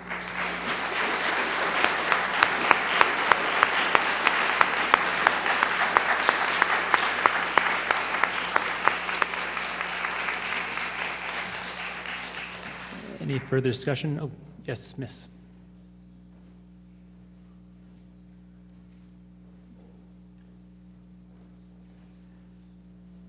Good evening. My name is Keely O'Connell, and I am part of the girls lacrosse team, girls soccer team, in the indoor track team. And I just wanted to speak on behalf of all the students at Narragansett High School. I will not be here at the high school to see this track and use it as part of the high school student body, but I know my sister, who is in 6th grade, will, and the passion behind this project is just incredible. The students are extremely excited about it. Coaches, teachers, people are excited and raising money. Mrs. McNeese is a big part of the indoor track team, and Mr. McNeese, and they really pull each and every one of us who run for them to get excited and really want to make this happen for the community and for the school. So thank you very much. Thank you. Good job.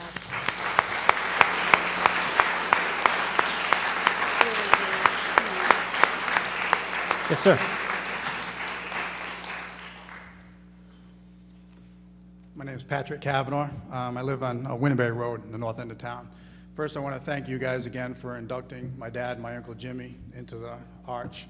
I'm sure they would appreciate that. They were never one for pats on the back, but for everything they did, I'd like to thank you personally for them. This isn't necessarily, I don't want to speak for or against this particular bond issue. It's more of the bigger picture. My dad and my Uncle Jimmy, they both sat on the school committee and put a lot of time into Narragansett and volunteered a lot of their own personal time, but they were also fiduciary responsible people. And my dad always used to tell me, people lie, numbers don't. To build on what Glenner mentioned about don't write a check that you don't have, and Richard, the accountant, he knows more in the weeds than anybody in this room about how much debt the town is in. I graduated Narragansett High School in 1982, and my daughter just graduated in 2011. That field and the track, it's a mess. I mean, something has to be done. Whether it's $2 million bond issue or not, something needs to be done. But the bigger picture is, I'm looking at $2 million for the police department, $2 million for the track, $3 million for sewers, $1 million for a ladder truck, and this is just one night.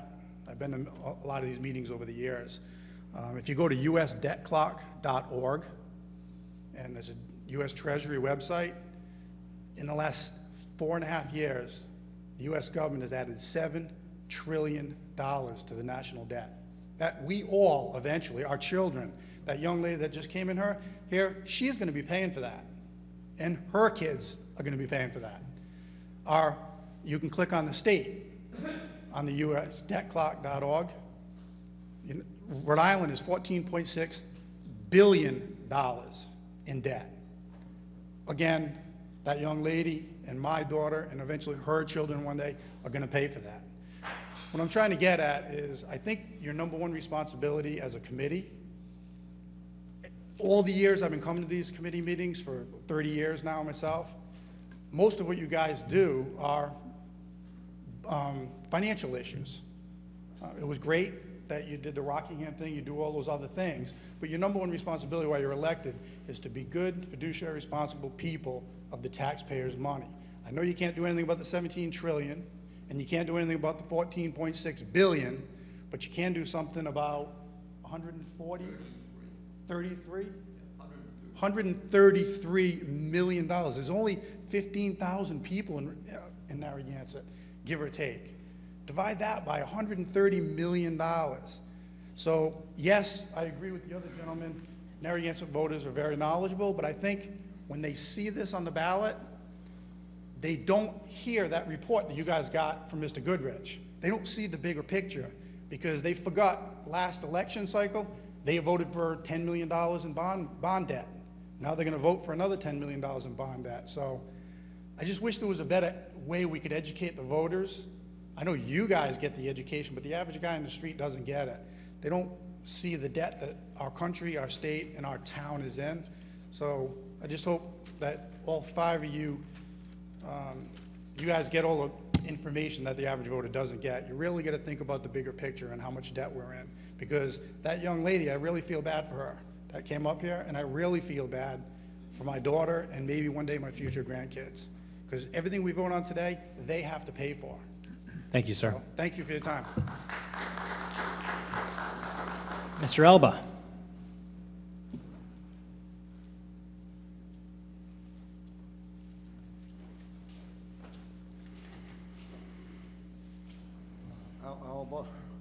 24 Eagles Nest Terrace.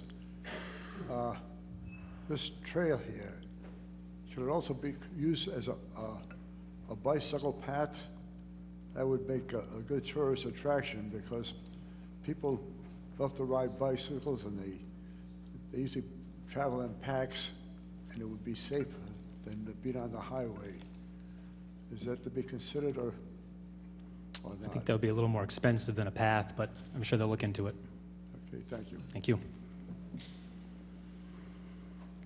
Yes, sir.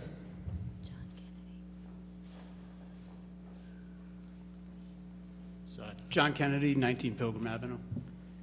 I wasn't going to speak tonight, and I know everyone's tired and wants to get home, but after listening to some of the opponents for this project, I can't believe my ears. There's good debt, there's bad debt, there's good referendums, and there's bad ones. I think all should be voted on individually. This one's a no-brainer. It's like having your roof built that costs $10,000 and you're going to get it for $5,000.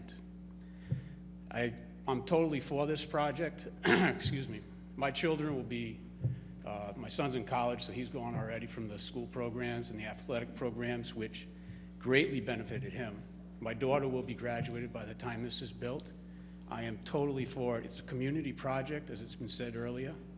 It's just so important for the town. If you don't put money back into your athletic, scholastic programs, the community dies. I don't think anybody wants to be part of Narragansett without a good, strong community, and that's what this project does. One of the earliest speakers mentioned the two elderly people rolling down the hill that haven't been heard of. The bleachers are a liability. You could end up spending $1.5 million just in a lawsuit. I think, please consider this, pass this referendum. Give the other ones due diligence. I don't think any other referendums are partially funded to the extent that this one is. Thank you. Thank you.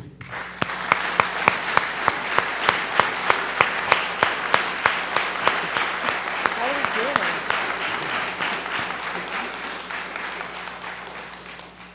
I think this item has had a lot of support throughout the community.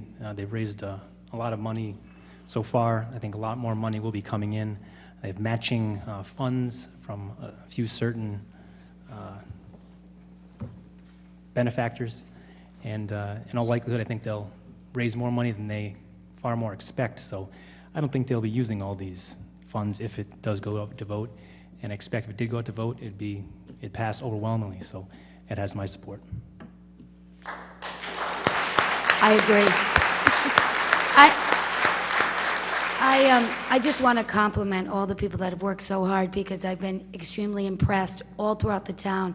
People have embraced this project and realized the importance of it, not just right now, but for the future. It will be an asset for the town. So I want to thank you for your hard work.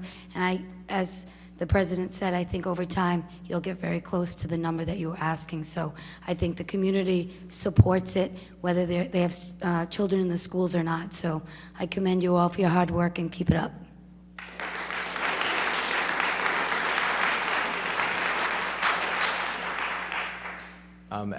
First of all, to the people who have fundraised on this, it's been a great effort. Thank you for all the efforts that you've done on the fundraising and kind of whittling away at the overall cost of this project. I'm supportive of the project. I think it's good for the school. But I do, Richard, to your point, there are people who have expressed opposition to the project. That you're not alone.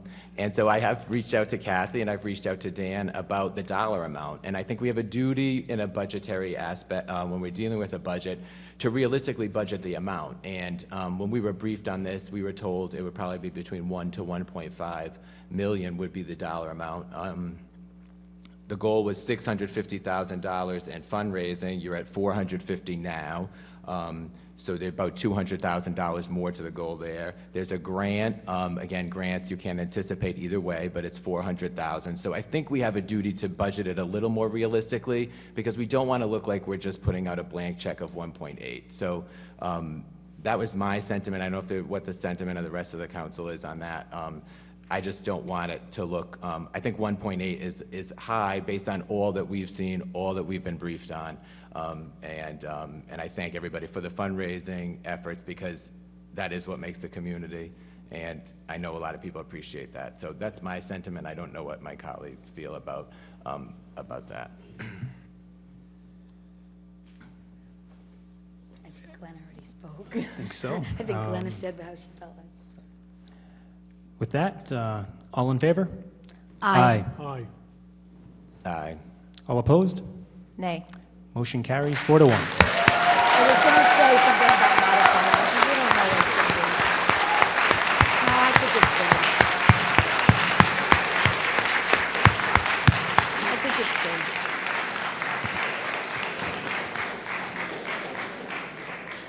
The next item on the agenda is number 11, a motion to request the General Assembly to authorize placement of a referendum bond question on the November 2014 election ballot, which act authorized the town of Narragansett to finance the design and installation of sanitary sewers within the area known as the town of Jerusalem, and to issue up to $3 million in bonds and notes on the, ladies and gentlemen, quiet please, on the November 2014 election ballot, and to direct the town solicitor and town clerk to take all necessary action to effect said request.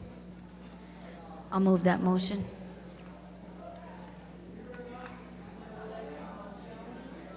I'll second for discussion. Mr. Vangermish. Let me first respond to education.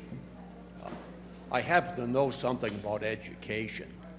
And until the voter, when the voter goes to each of the bond issues, can see the debt we have, right smack there on the bond issue. Yes, we're going to improve it to bring our, let's just use 133, because it could be any 140 or 115. Then you've got education. Until you give my side the opportunity to do like these people do, have groups, then I say you have education. You do not have the proper education, information there for the voter. The voter should see, yes, this is the bond issue, whatever it happens to be, and this is our current true debt position. And then you say, well, this is the required interest expense. This is the required contribution to the bond sinking fund. And then maybe I'd say you on the ballot have educated the voter, and the voter is truly informed for the right choice. Any other thing is pure nonsense. Now, let me speak to this from an accounting point of view. This is just too small for a bond. This belongs in the equipment budget out of the ordinary operations of the organization. You cannot stoop to such a low level on a bond issue. There is plenty of room in the tax 4.5 tax thing to include this issue.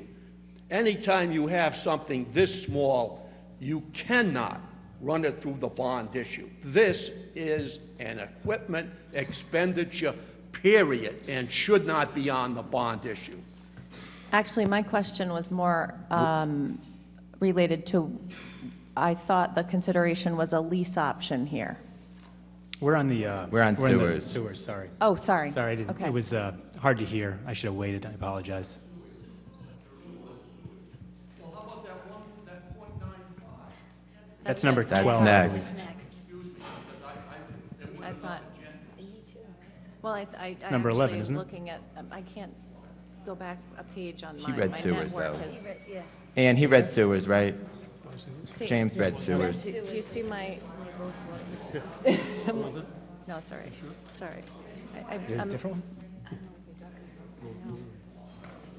We got it. We got the content. With a number. My agenda number 11 is sewers, so I went off for that one. Yes, sir.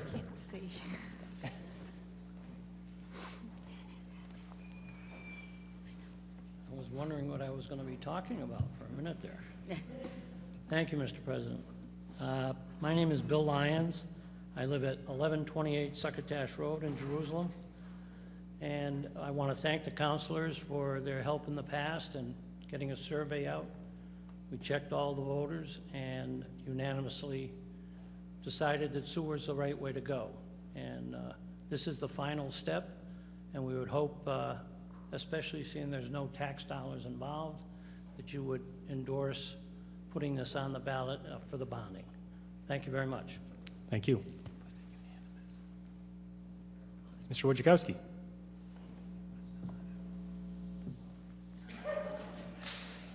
Just wanted to verify that. I mean, that's not going to affect the taxpayers at all?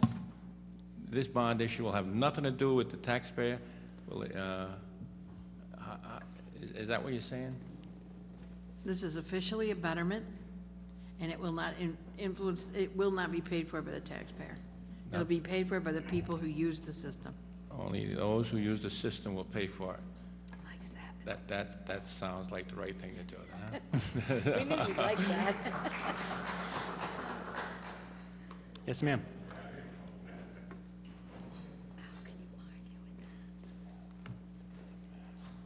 Good evening, Town Council. My name is Lydia Pastuzik. I'm a property owner at 1197 Succotash Road, and I do have a septic system that is compliant.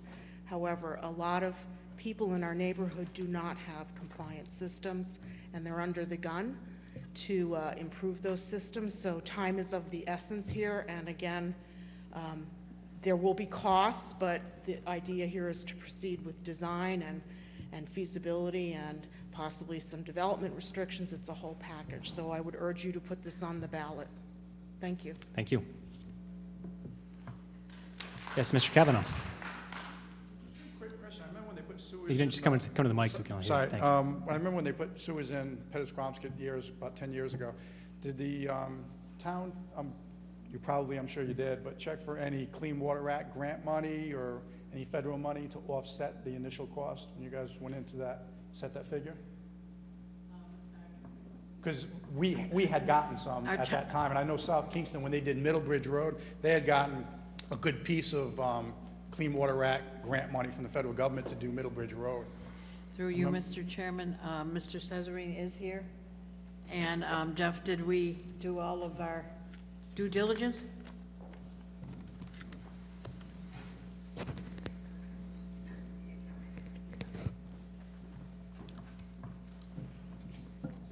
Welcome, Mr. Cesarine. There are no clean water grants for sewer projects right now. There is low-interest loan fund money, but as you recall, we've advised the council before that since this project requires relief of the Barrier Beach Act, it will not be eligible for low-interest loan money either. It will strictly be financed by the town. Thank you. Thank you.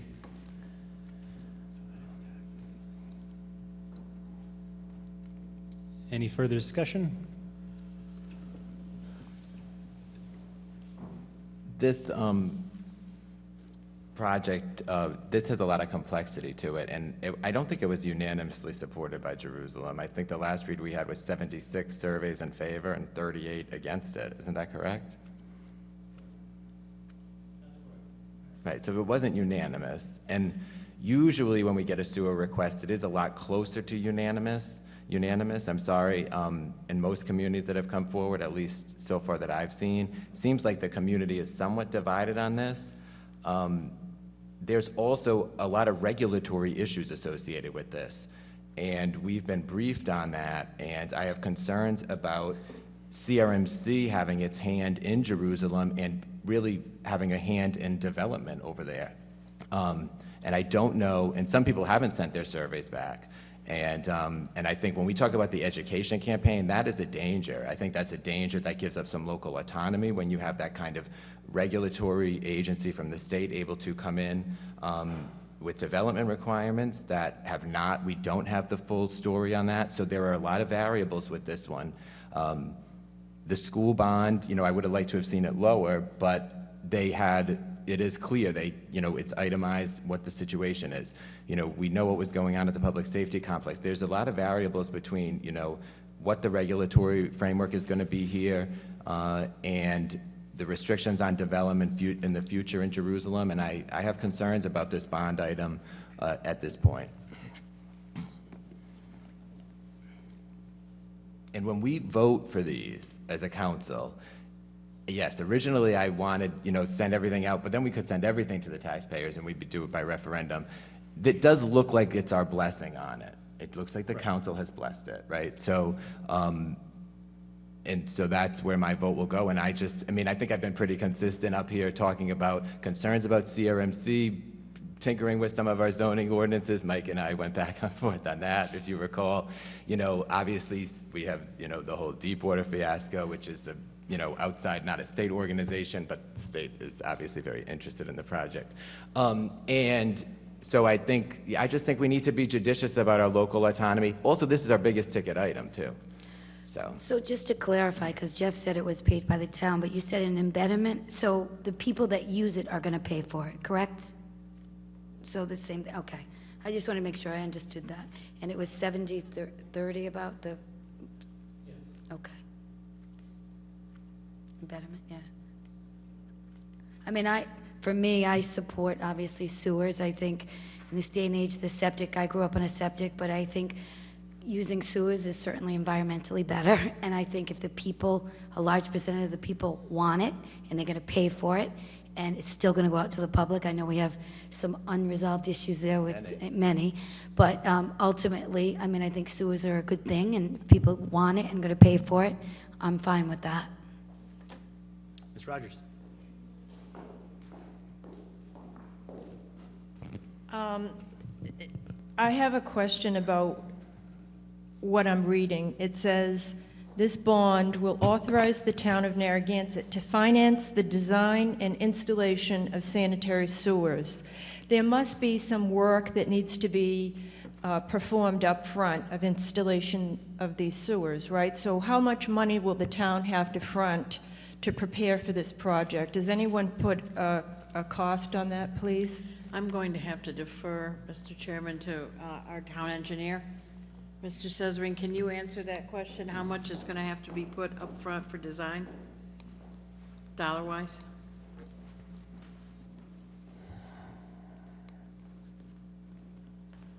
There will be upfront design costs. I don't know how much those are yet. Right now, this is not a project that's approved in the capital budget, so we have no authority to spend any money at all, including hiring an engineer to fully refine this cost. If you'll note from the agenda item report, there are two administrative tasks that we would have to do. If the council were to advance this project tonight with a majority vote, we would hire an engineering firm to do a preliminary design and a cost estimate. I don't really know what that's going to cost yet. The second administrative task will fall under Mike's lap, which will be the development of the special zoning district regulations that Matt had talked about earlier. But yeah, we will spend some money up front. If the bond issue is successful, that money can be rolled into the cost of the project. That's been done in the past. If the bond issue is unsuccessful, then the wastewater fund would have to absorb that upfront engineering work. So Jeff, if we don't agree on the cost of the design at that point, then what happens? And it just stops at that point? I'm sorry, Susan? If we don't agree on the cost, if we were going to hire somebody for the engineer piece, it'd stop right there? Well, you've got a placeholder in the agenda item tonight of $3 million. That's a preliminary estimate that we did. I would like to refine that estimate. I would like to have a preliminary design done and have an engineering firm really pin down that number before the General Assembly concludes its session. But if you don't vote to hire an engineer to do that, then we're out there with a placeholder only. And my fear on that is if the voters approve it in next November and then we go out to bid and the project comes in significantly more, and I'm not saying that it will, but if it does, then you're stuck with a bond referendum without appropriate authorization. Yeah. So it serves everyone's best interest to get the best estimate now. Okay. But without any money in the budget to do that, we need to get past tonight's level for us to even go out and hire an engineer. Okay, I think I understand that. Ms. Rogers? What happens if we don't like the price of the cost? So just to follow through, we all want our waterways kept clean. We all think sewers are better than septic.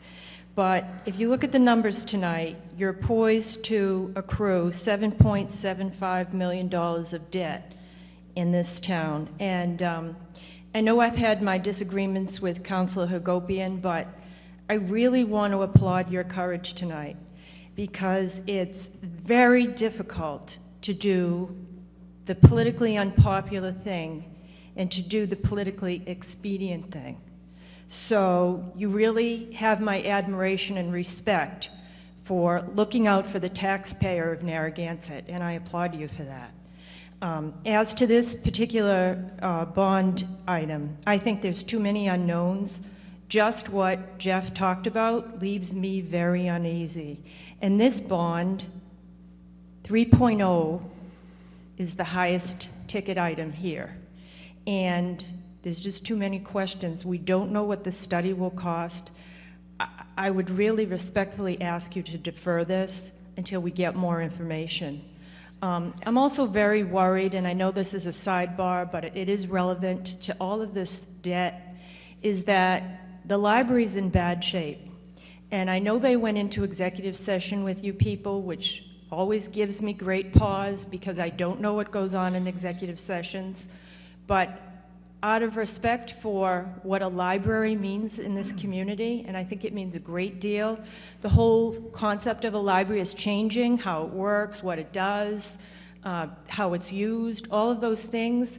The library's getting short shrift here because you're accruing so much debt so quickly with such rapidity here tonight that the library isn't going to have a proper time to make their case in front of the taxpayer. So, I mean, I've seen Councilor McLaughlin, to his credit, talk about tiny items that were already budgeted because he didn't have a briefing on it, and that's to his credit. So to bring on this big debt right now, I don't think it's warranted, not on this one. Mr. President. Mr. McLaughlin. If I'm not mistaken, didn't we have a briefing on this project? Can we sit down and talk about the project and the restrictions that were going to be placed on the individual homes over there, and the reasons why we had it, and the difference between Jerusalem and Westerly, for example, where Coastal Resources Management is not allowing any organized sewer systems in any of those developments. They have to have individual septic systems, and as I remember the report and the conversation, the reason for that was Coastal Resources Management thought that it would be better if one septic system failed as a result of a hurricane or water damage or storms, et cetera. It would be better to have one system fail than have an entire sewer system fail. In addition to that, all the coastal resources, they're going to allow it for this particular place, the way I understand it, with all those building restrictions, and the people that want this sewer system have agreed to the restrictions that they're going to put on them. And in addition to that, I think it's a benefit to the town. If you take one look at some of the homes over there, the way they've sprouted up in the last few years, I mean, that place went out of sight. Houses that were one bedroom or two bedroom summer cottages now are multiple stories high with multiple bedrooms and multiple baths.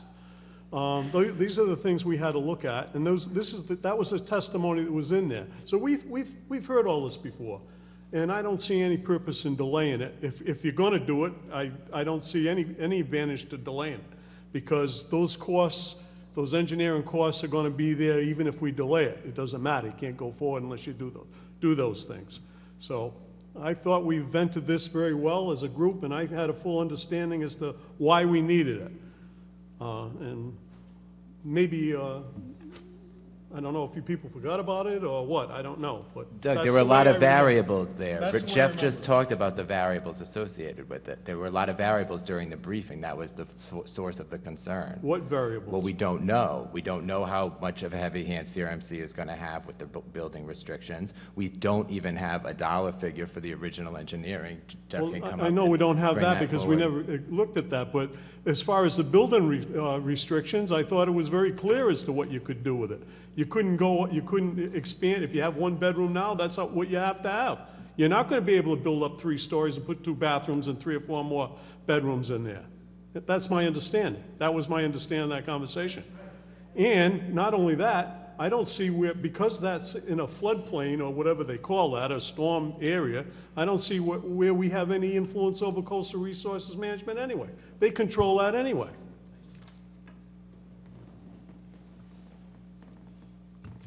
Mr. Mangermish.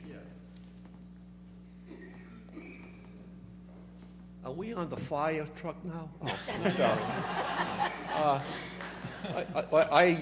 One thing that is disconcerting here was what Jeff said about the possible cost, and there didn't seem to be any understanding about who bears that cost. Is it the people who are going to benefit from it, who would be the people covered by it, or the town?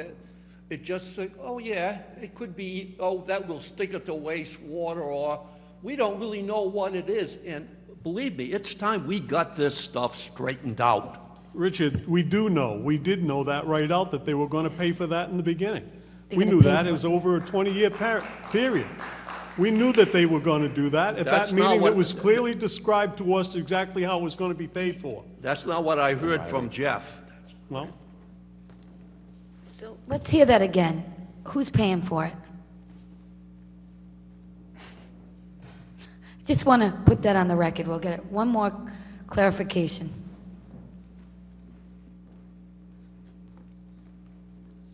Historically, every sewer bond in Narragansett that benefits a particular neighborhood has been paid for by the benefiting property owners only. This one is no different. Thank you, Jeff.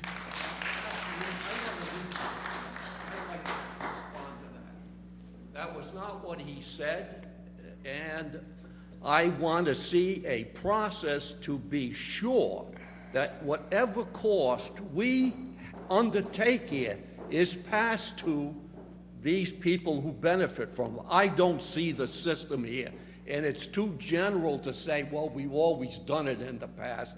Absolute nonsense. It's time we had a process where it isn't, oh, we did it always. I want to see this, and I want to be sure that every dollar is charged to the accessible people.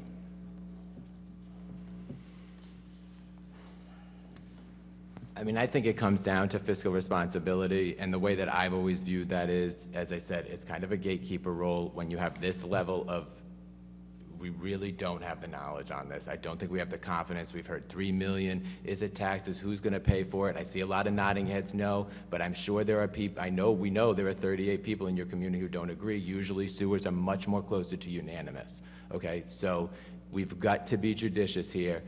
We had 2 more specific proposals that were before us before this one. And so we have a duty to require that specificity and be certain with what we're doing, because again, it looks like we're blessing it. And I would feel very uncomfortable if a voter came up to me and asked me what all the ramifications of this project were, and that as a council I was supporting it. So that's where that duty comes in, and we've got to, and it is the biggest ticket item of the group. I feel confident with what I heard, so I'm good to vote. All right. All in favor? Aye. aye. All opposed? Nay. Nay. Motion fails 3-2. Number 12, a motion to request the General Assembly to authorize placement of a referendum bond question on the November 2014 election ballot, which act authorized the town of Narragansett to finance the purchase of fire ladder truck and to issue $950,000 in bonds and notes therefore on the November 2014 election ballot, and to direct the town solicitor and town clerk to take all necessary action to effect such request. I believe there is an amendment to this. Mr. Chairman, or Mr. President, yes, there is. We'll just I'm move the motion. going to move the motion. Second. Thank you. Our Finance Director, Mr. Goodrich, who cannot be here tonight, recommends that we do not bond this, but that we pay for this in a lease purchase agreement, and we would pay for it through the general fund. We would not take any money to be authorized right now. So I withdraw my second.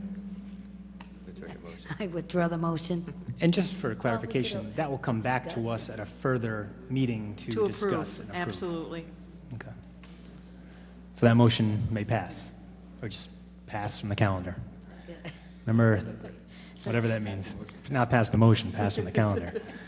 Number 13, a motion to review and approve the proposed Narragansett League field and court fee schedule for the 2014 season. I'll move that motion. Second. Any discussion? All in favor? Aye. Number 14, a motion to approve a one-year extension of the annual preventative maintenance agreement for instrumentation, control programming, and SCADA equipment system for fiscal year 2013-14 from Electrical Installations, Inc. in the amount of $9,600 at their quoted hourly rates. I'll move that motion. Second. All in favor? Aye. Number 15, a motion to introduce, read, pass, and accept as a first reading an ordinance and amendment of Chapter 62 of the Code of Ordinances of the Town of Narragansett entitled Solid Waste. I'll move that motion. Second. Discussion? Just what exactly? I don't. Is there a question? Yeah, I just wanted to just have a little explanation on it. What I know about this is that it is housekeeping, very small changes. Our Director of Public Works has been the staff person, and Mr. Cesarine, who answered this. Perhaps they can make it clearer than I can. Mr. Osterhoff?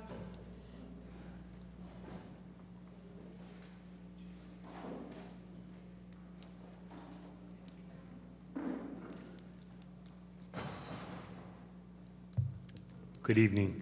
Yes. Welcome.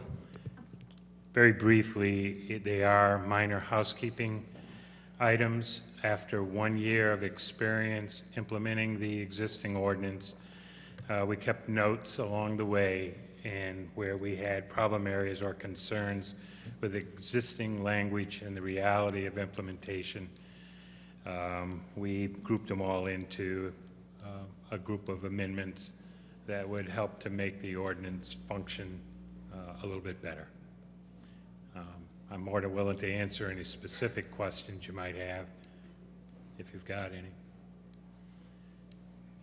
So when you look at the proposed ordinance amendments, they're scattered throughout the document, and there's nothing of any substantive impact as far as changing the program.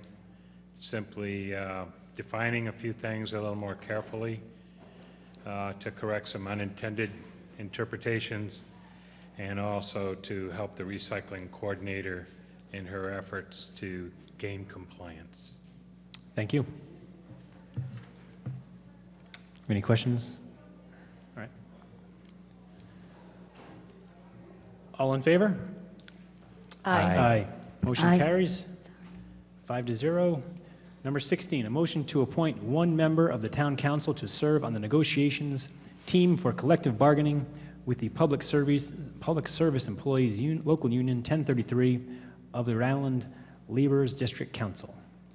I'll move that motion. Second. Any volunteers? I'll volunteer to serve. Great. All in Thank you, favor? Matt. Aye. Aye.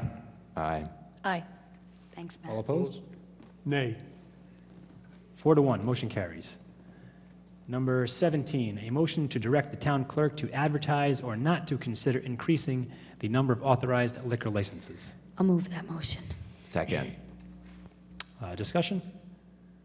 So, Mark, at any time we can increase the licenses, right? I just always want to remember that. Yeah, there's probably a 20-year-old policy that exists saying that annually you'll consider reviewing and increasing the number of licenses. You can also do it on an ad hoc basis if something comes up mid-year that wasn't planned. This is kind of an announcement. If you decide to advertise it, it's an announcement to the business community. If you're interested in a license, get your application, your zoning relief in, and submit it within the time frame, and then you'll decide whether to increase the number of licenses or not. You did that last year with a couple of facilities, I think. So it's a yes or no. Do you want them to advertise to see if there's interest out there right now? I do. I always like to see. It's worth seeing who's interested anyway. I thought it worked out okay last year with the couple that sought the licenses. It seemed like they did pretty well and was well received. All in favor? Aye. Aye. Motion carries 5-0. Number 18, a motion to schedule a work session to discuss speed tables in Bonnet Shores on January 21st, 2014. I'll move that motion. Is there a second? Second?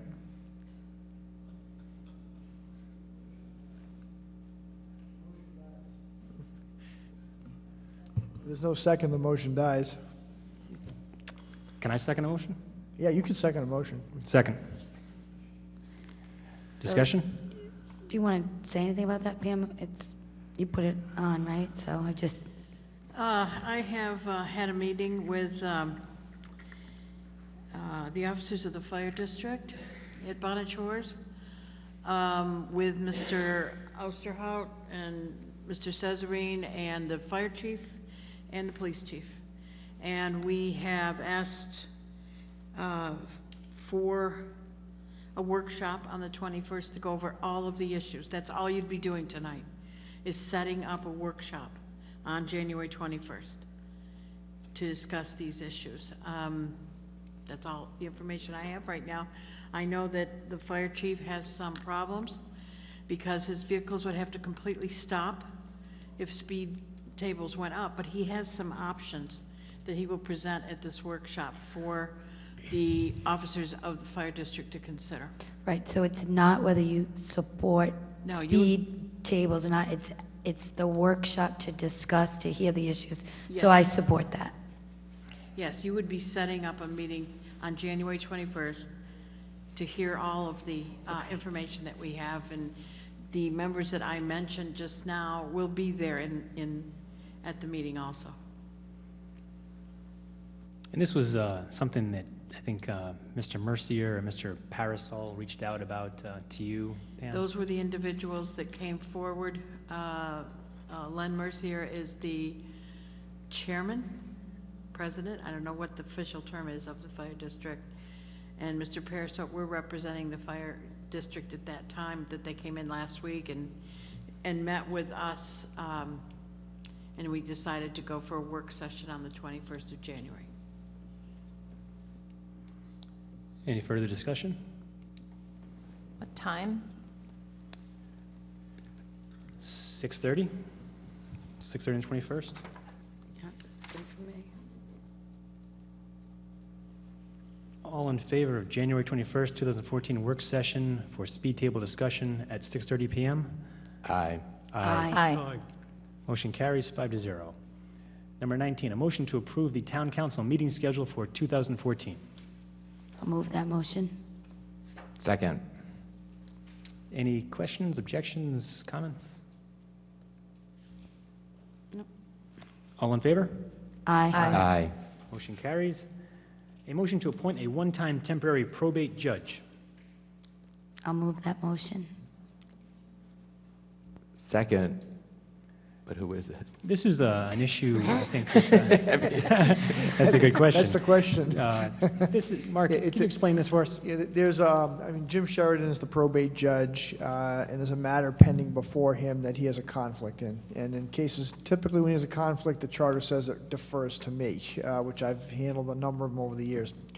This time, unfortunately, the person representing the estate is Jim Riley in my office, so we have a second conflict. My next thought was, let's use John DeCubilis, our municipal court judge, and he's got a conflict. It's a person well-known in the community. So we're 0 for 3 in terms of who you've appointed that could handle the matter. Charter says you have to appoint somebody else. I didn't put a name in. There's a number of things you could consider surrounding probate judges, North Kingstown, South Kingstown, East Greenwich, West, whatever. A retired judge, a few Superior Court judges and other judges live in town. I haven't reached out to anybody yet. I wasn't going to usurp your prerogative at the moment. It's a matter that could be contested, depends upon what happens in the next phase of the proceedings.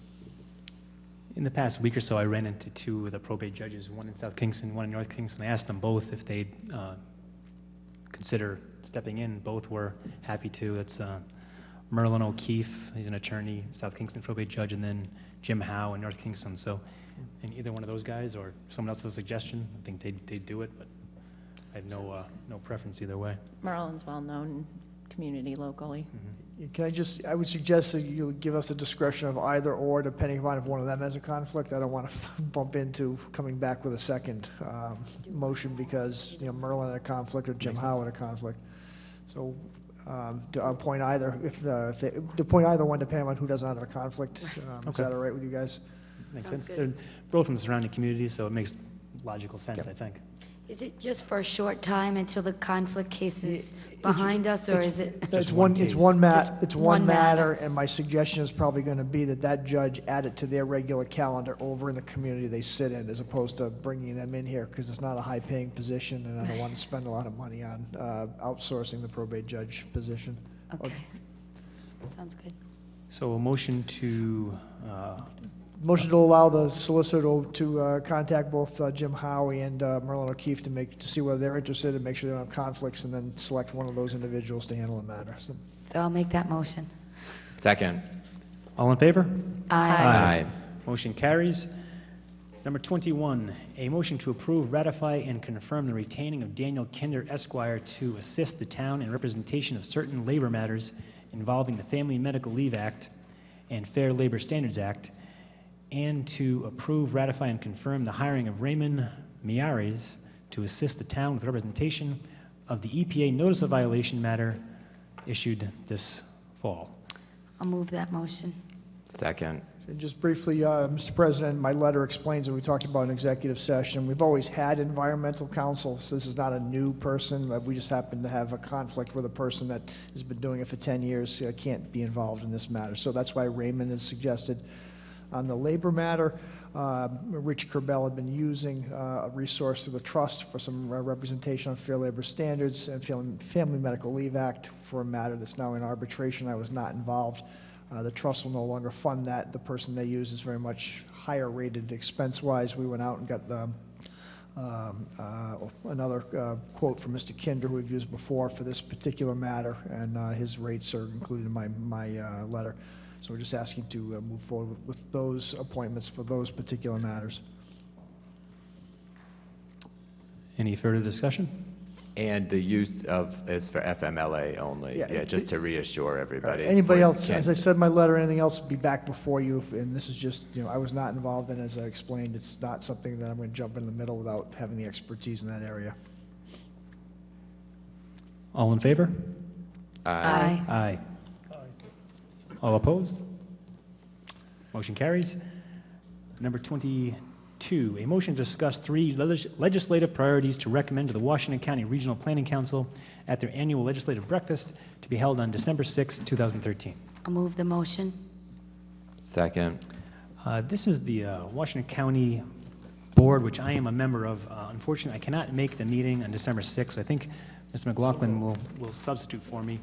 They asked the councils around the county to come up with 3 legislative priorities so they can forward those, hopefully, some that people agree on for regionalization type projects to the Assembly this year. It's just a recommendation. There's no concrete. So the examples, beach replenishment and OPEB and pension, those are just...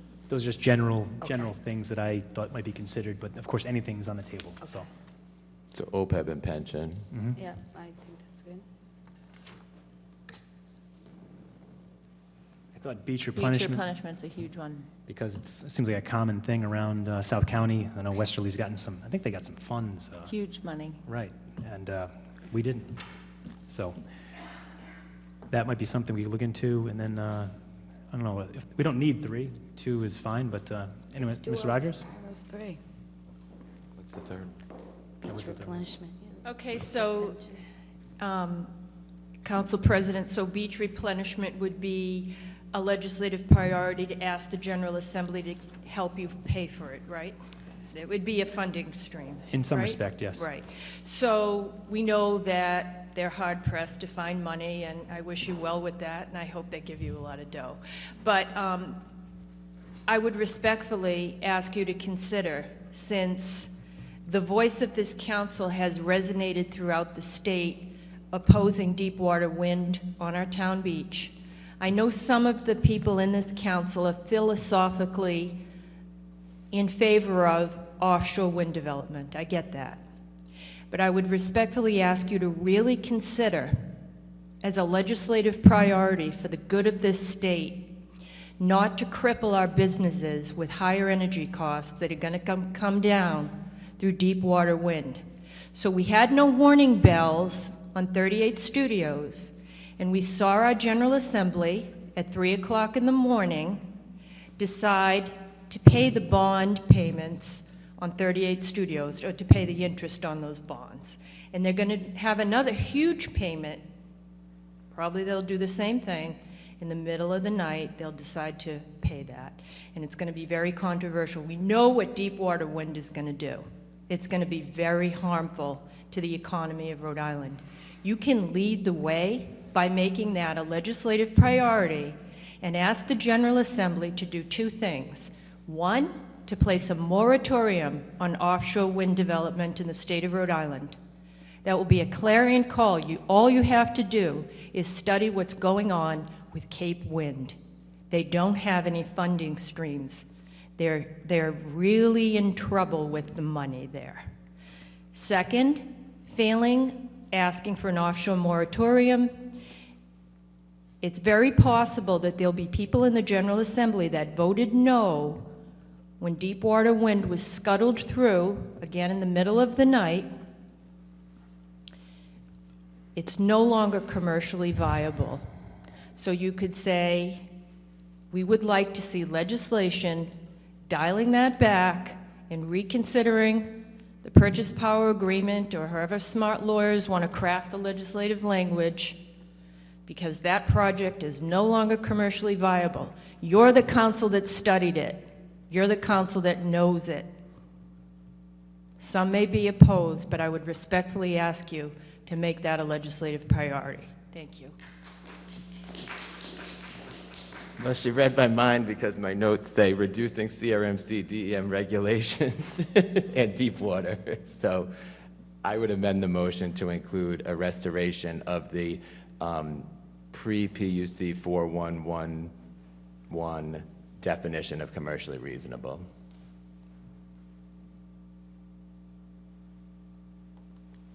Or you can change, we can talk about that. I mean, we can have, we can have a list of things, right? I mean, we can have OPEB, pension, beach replenishment, concern about deep water. I mean, are we submitting it as a group? I think it's a group. It said 3, so. It's a group idea, but that's why. Could we have more than 3? I mean, I could have submitted my own, but that would have been right, I don't think. Yeah, so I mean, if we get consensus on, what do you guys think? And I know that was very specific, but it could just be the general opposition to the increased energy rates associated with deep water. Absolutely. Yeah. Doug, what do you think? We've spoken against it. Whatever you want. Well, it's not whatever I want. I'm trying to build consensus here. What do we think?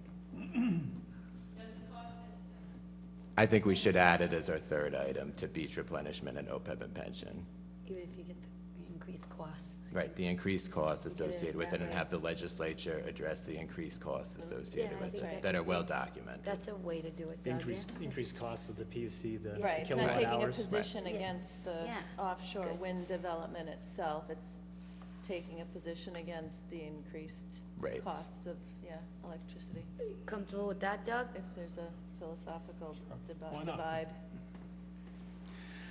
All right, so we have OPEB pension as one, beach replenishment as a second, and then an objection or a request to revisit the PUC increase in kilowatt hours based on their PUC and legislature decision back in 2011? 10.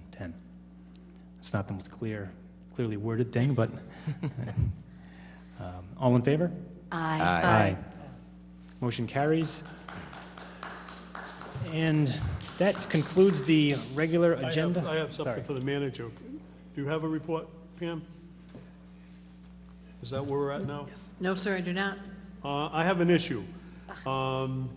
Several weeks ago, somebody from Block Island went over and anchored a boat off our shore there at Breakwater Village, and it's now up on the beach. It's like a 27-foot sailboat. It's been abandoned there. It's pushed way up to the embankment, so it's very unlikely they're going to refloat it. The harbor master has familiar with it, I understand. I would like you to, if you will, please, forward a letter to the Department of Environmental Management and have them take it out of there. I understand they have some funds just for that project. And Can you repeat where it's it's located? right at the end, right at Breakwater Village. The harbor master knows where it is anyway, but it's, as you go down to the end of Breakwater Village, you take a right and go down the end of the road, right on the waterfront, and it's off the end of the cliff there. Apparently, this is going to be something that's going to have to be addressed down the road anyway, the abandonment of boats. That's a thing to do now. I know they have had a lot of problems with it along the coast of Florida. A lot of the communities in Florida where the boats get old, they can't afford them anymore, and they just let them go. But I would like to you have contact with the Department of Environmental Management and get it out of there.